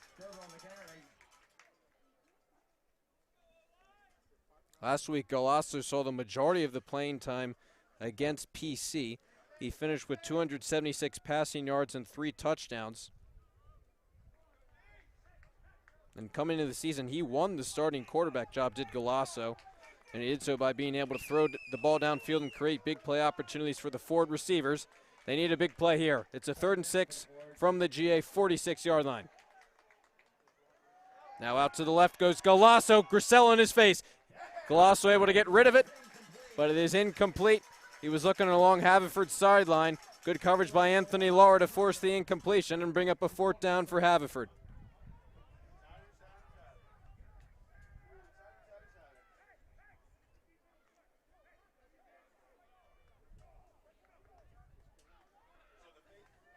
Coach Martin has commented on how Galasso can extend plays with his feet, and he has good vision downfield. You saw the scrambling ability of Galasso in that last play, but ultimately an incomplete pass forces a punt.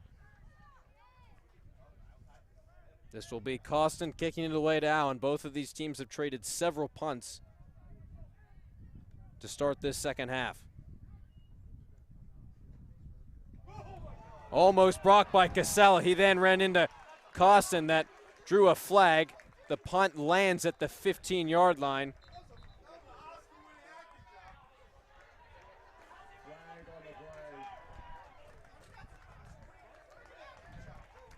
Colton Grisella almost blocked that last punt, but his momentum took him into the punter Costin.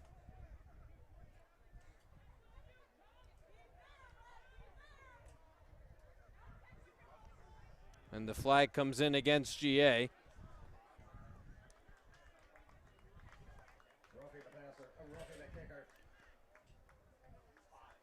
That's a rough call for GA, having just forced the punt.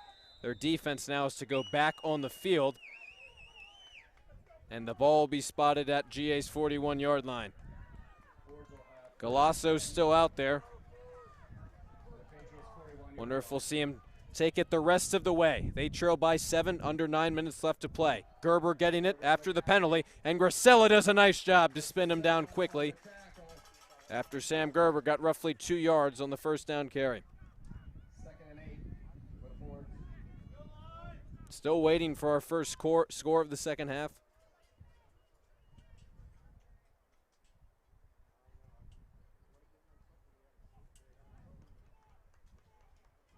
A touchdown and an extra point for Haverford will tie things up at 19. Playing in a very close game today.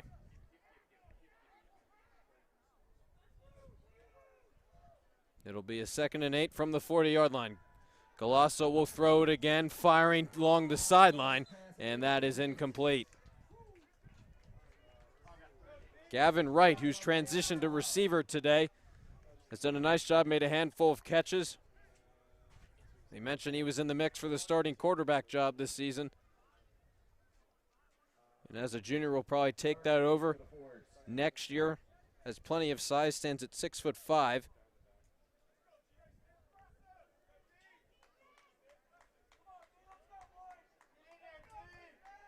So GA hoping to erase any gains Haverford got on the penalty after Grisella ran into the punter. 5 receivers now for Galasso. Quickly getting it out to Wright, who dropped the ball. Gavin Wright could not hold on to the pass with McGee and Deitches bearing down on him, and that brings up a 4th down.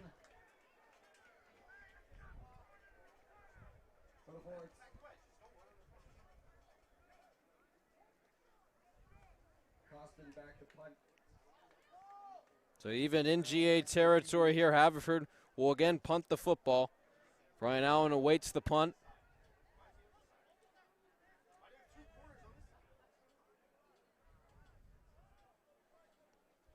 GA's anticipated that Haverford could fake it at several points today. They did so against Penn Charter. Last week ran a fake punt play, got them a touchdown.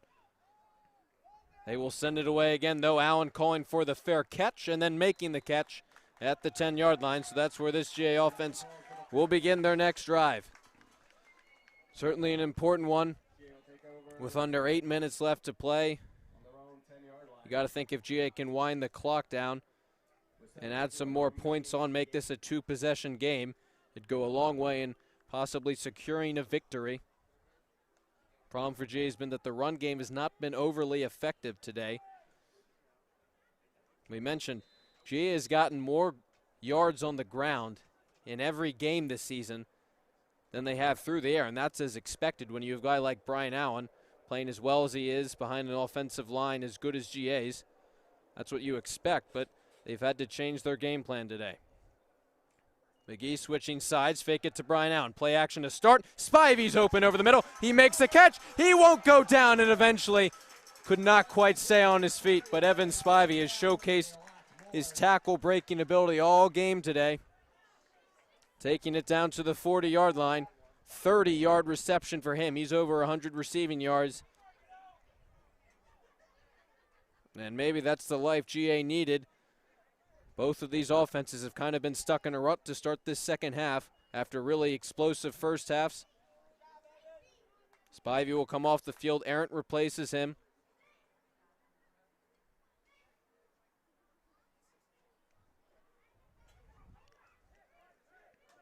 GA now all set up. Arent is in the slot. Donahue. McGettigan out wide. McGee, the tight end, out there as well. Switches sides, a toss to Brian Allen. Looking for some blocks. He doesn't get a whole lot, though, as he gets back to the original line of scrimmage. And not a whole lot more. Clock will tick down to under 7 minutes. GA may have to rely on the pass to ice this game. They're hopeful that holes open up for Brian Allen, though. Allen actually did lose a yard on that last carry, so it's a 2nd 11 now. He goes out wide. Machado juggles the pass and finds Brian Allen. He's going to need to showcase the moves to get anything here. And eventually he's brought down quickly by Haverford. Costin among others there on the tackle. Allen does get 2 yards, though. It sets up a 3rd and 9.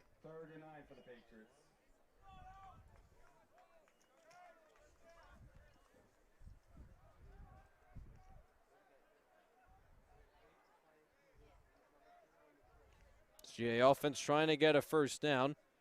Seen a good game plan for them offensively today. They've run a variety of different game plans over the past 3 games, SCH, Malvern, and now Haverford. We'll see what they draw up here on 3rd and 9. Play action, Machado with time. Stepping up, flush to the sideline. He's now going to let it go, but that heads out of bounds. Spivey was in the area. But the clock will stop at 5 minutes, 45 seconds after the last incompletion. And no hesitation from GA. They're on to punt, up by 7.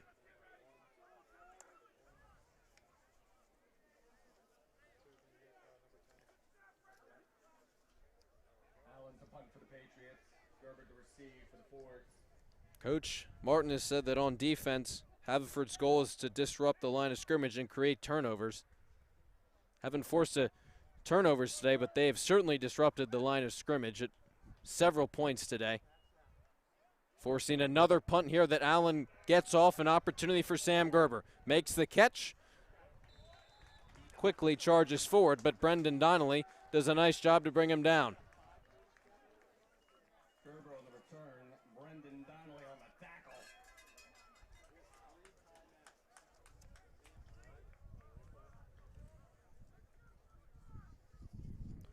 As we get a look at some of the tough defense in the second half, you see Brian Allen there, so tough and elusive, but has been unable to get around this Haverford defensive line, hoping for some more blocks. And at the end of the day, 0 points scored in the second half so far. Galasso still out there on this fourth quarter drive. He's flushed to the left and finds an open man along the far sideline. That was Falk making the catch. Pushed out of bounds from behind. Falk has been targeted a number of times today. Made a sprawling attempt earlier in the game, but ultimately the pass hit the ground and it was incomplete as Haverford hurries back to the line. They're inside the GA 40 now after the last gain as they run a read option play here. Galasso keeps it, and Galasso gets Haverford a first down. First quarterback carry for Galasso. The only other designed quarterback run of the game was when Benacasa kept it on Haverford's first touchdown of the game. Both of these quarterbacks showcasing the speed when they need to, as penetration by Spinoza and then a finish by Mike McGee.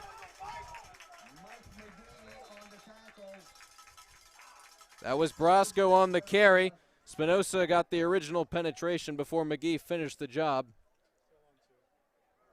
As we have a GA player who is injured.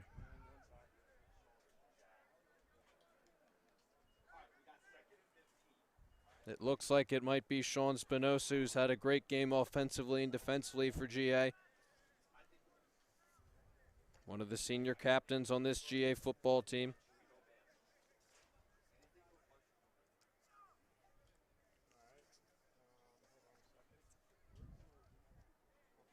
Coach Dent said that there's no other kid that he has coached at GA with Spinoza's level of intelligence, toughness, and skill that are all put together, as it's good to see him up and jogging off to the sideline. Dent said that Spinoza is a really smart football player, and he is the Elijah Roten factor, where he tries to help any kids that are struggling. As we get a look at Spinoza penetrating through the Haverford offensive line early in the first quarter today, he and Latanzi forcing the fumble, which Grisella recovered. He's on the sideline here. On the 2nd and 15, play action. Galasso under pressure from Grisella. Now here comes another GA player. That's Knox who brings him down. Seamus Knox, the sophomore middle linebacker, helps drag Galasso to the ground and make a 3rd and a mile now for Haverford. Now 4.5 left to play in this final quarter. Spinoza comes back onto the field. That was Brookman. Did a nice job to replace him on that last play. Good to see that Spinoza is feeling better. He and Grisella have done a great job at defensive tackle today and all season. Or the whole GA career is a pair of 4-year starters there. Coming in motion is Brosco, though. Galasso will throw. He's going to air one down towards the far sideline. Spivey had a chance to come away with an interception, but it was just out of his reach. He was in coverage of Knox there. And an incompletion sets up a 4th and 30 now for Haverford. Clock stopped, just over 4 minutes left.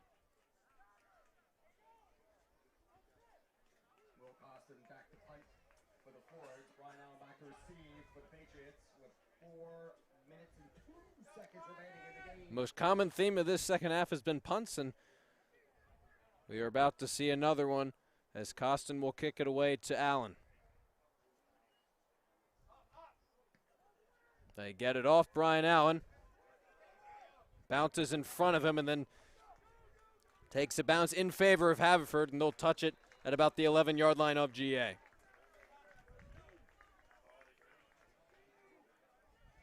So 2 good punts from Costin. As we get a look at what forced that last punt, it was Mike McGee bringing down Golasso. And then play action, you see Grisella forcing Golasso out of the pocket, and then that set up Seamus Knox on the sack.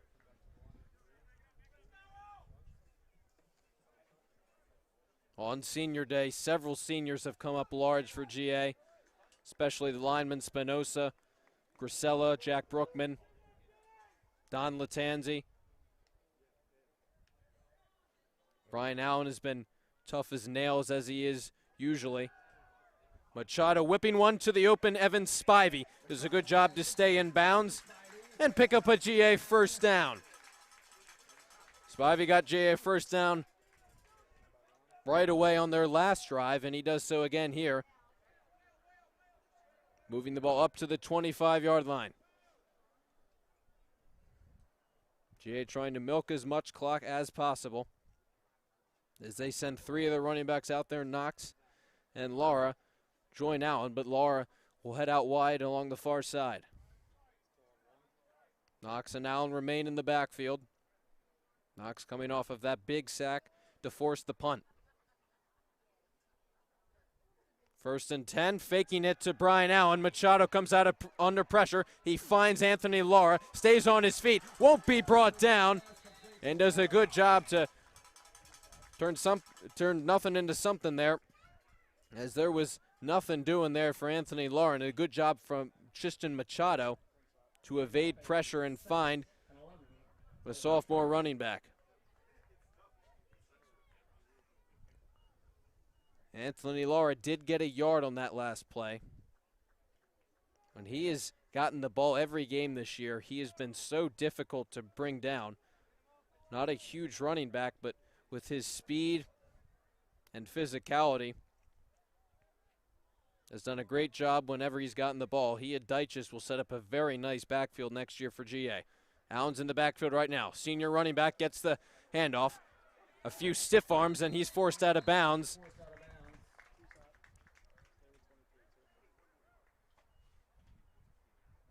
Not much doing for GA there.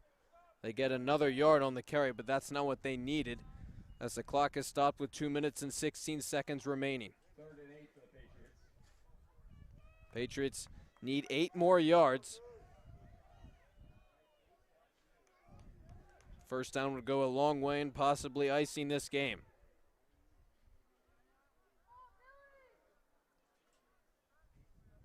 Four receivers out there now for Jay McGettigan, the lone receiver along the near sideline.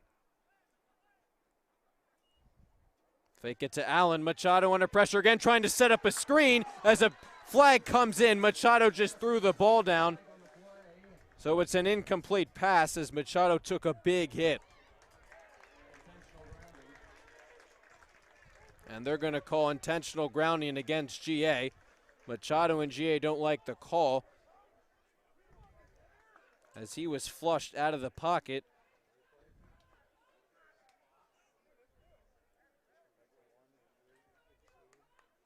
So you get a look at the flag that came in at the end of the play.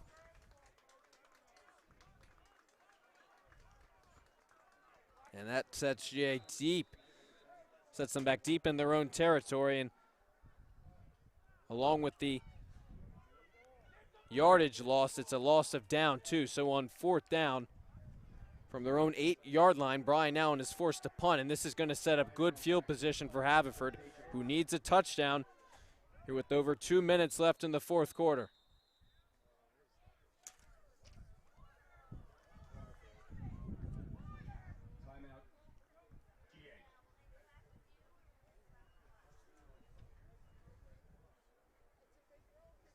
Timeout taken. So we'll see what GA draws up on special teams, a group that's done a very nice job today. 2 made field goals by Jared Smith. Both of these teams getting some water, and then we'll head back out on the field. Gerber, the dangerous punt returner, will have a chance to cut into the GA deficit as we get a look at some scoring highlights here today. Brian Allen got things started after GA recovered the Haverford fumble dove into the end zone for a 3-yard touchdown, his 13th of the year. And then Haverford responded. Benacasa, not much needed. He got into the end zone on the quarterback sneak. GA came right back. Machado launched a deep ball for Evan Spivey, who was wide open. He took it 60 yards into the end zone. As both of these teams now back on the field for 4th down in anticipation of a GA punt.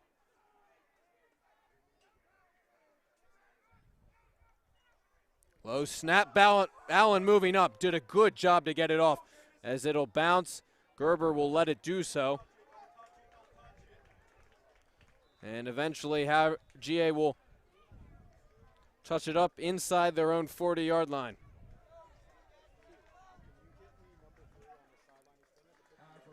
This GA defense will need to come up with another big stop here.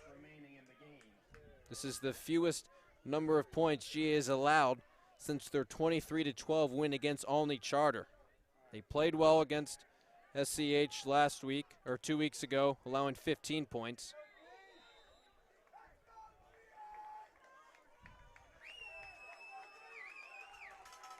As it is, Galasso under center here again in the 4th quarter. It was Benacasa in the first half, Galasso here in the 4th quarter. And they start off on the ground. Latanzi in the defensive line do a good job to stop Brosco quickly. Officially no gain on the play. And it sets up a 2nd and 10. Haverford needs a score, 1 minute and 40 seconds left in this game.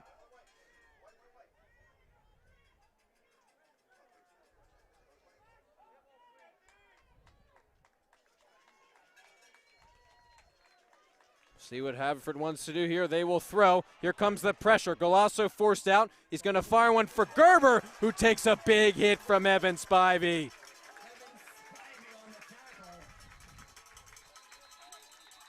If you're looking for a player of the game, it's probably going to be Evan Spivey.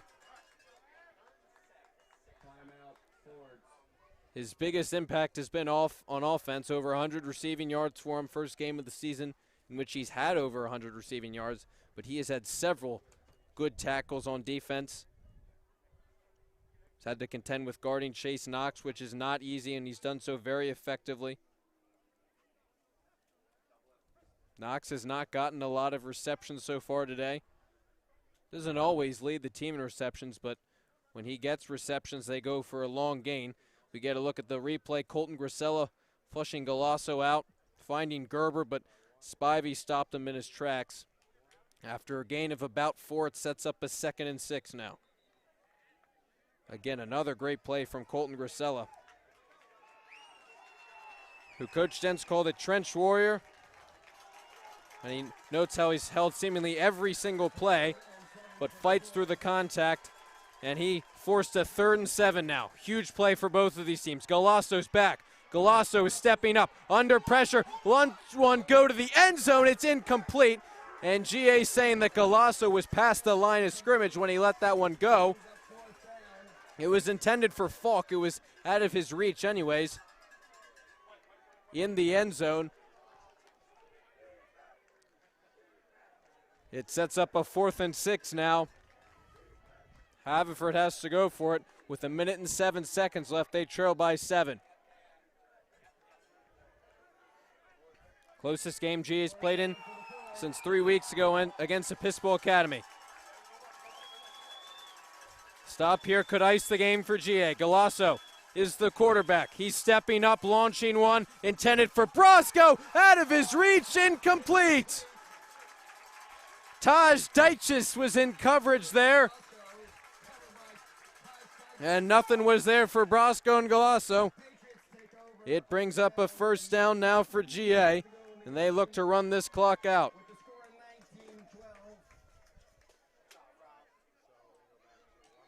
That pass just out of the reach of Matthew Brosco, who's had a nice game out of the backfield. This time, though, lining up out wide. 2 straight deep passes for Galasso and Haverford. They couldn't connect, though. And now GA looking to finish things off on offense. Looking ahead into GAPC week with a win. Up 19-12 here, Brian Allen. Right up the middle he goes. And good yardage on first down to about the 40-yard line. Haverford quickly will take a timeout to stop the clock.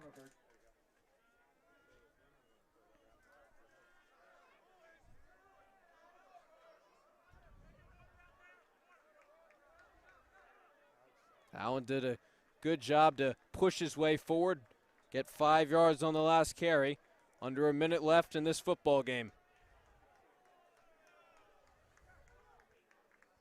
On a day in which GA honored all of their seniors, Coach Dentz really wanted to come away with the win, especially today.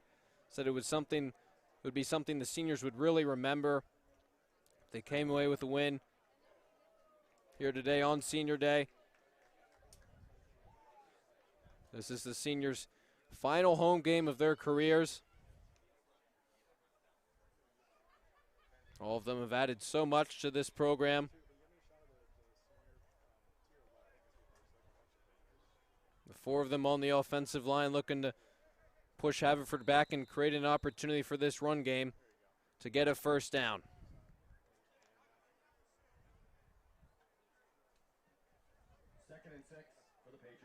Same look for GA, Machado, and Allen.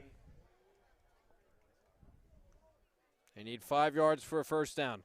McGee switches sides. Brian Allen gets it. Pounding it right up the middle. Allen's got a first down, and Allen breaks free into Haverford territory. He's just going to sit on this one as Brian Allen, with the first down carry, will get GA a big win.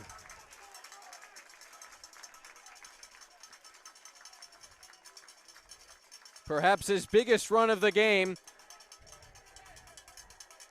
And GA needed that one, as Matt Sands, the senior quarterback who's done a great job as a backup these past 4 years of high school, is onto the field now to take a knee and bring us to the end of the game.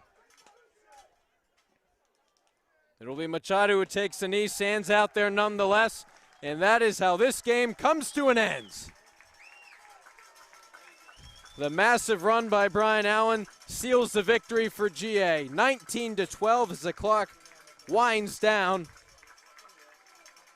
GA will improve to 2-2 in the Interac, 5-3 overall. Haverford falls to 2-2 in the Interac. As we've reached the end of this great game, another look on that run by Brian Allen, breaking tackles as he has so often done. Prime candidate for Interac MVP. Comes up clutch to ice this game for GA. Well, we thank you so much for joining us here today. On a personal note, I want to thank everyone for tuning in for my past 3 years here. It's been an absolute privilege to call GA football over the past 3 years here on the Play-by-Play Sports Network. And again, thank you so much to everyone here at Play-by-Play Sports Network, the GA football team, GA athletic department, communications department is, look who made it on the field today. In addition to all the other seniors who were honored here at Senior Day at Carey Stadium. A great ceremony followed by a great game here today. And a great finish for GA heading into GAPC week. They come away with a 19-12 victory, and that'll wrap it up for us here on the Play-by-Play Sports Network. We thank you so much for tuning in. And for the final time on a football telecast, this is Corey Miller saying so long from Carey Stadium.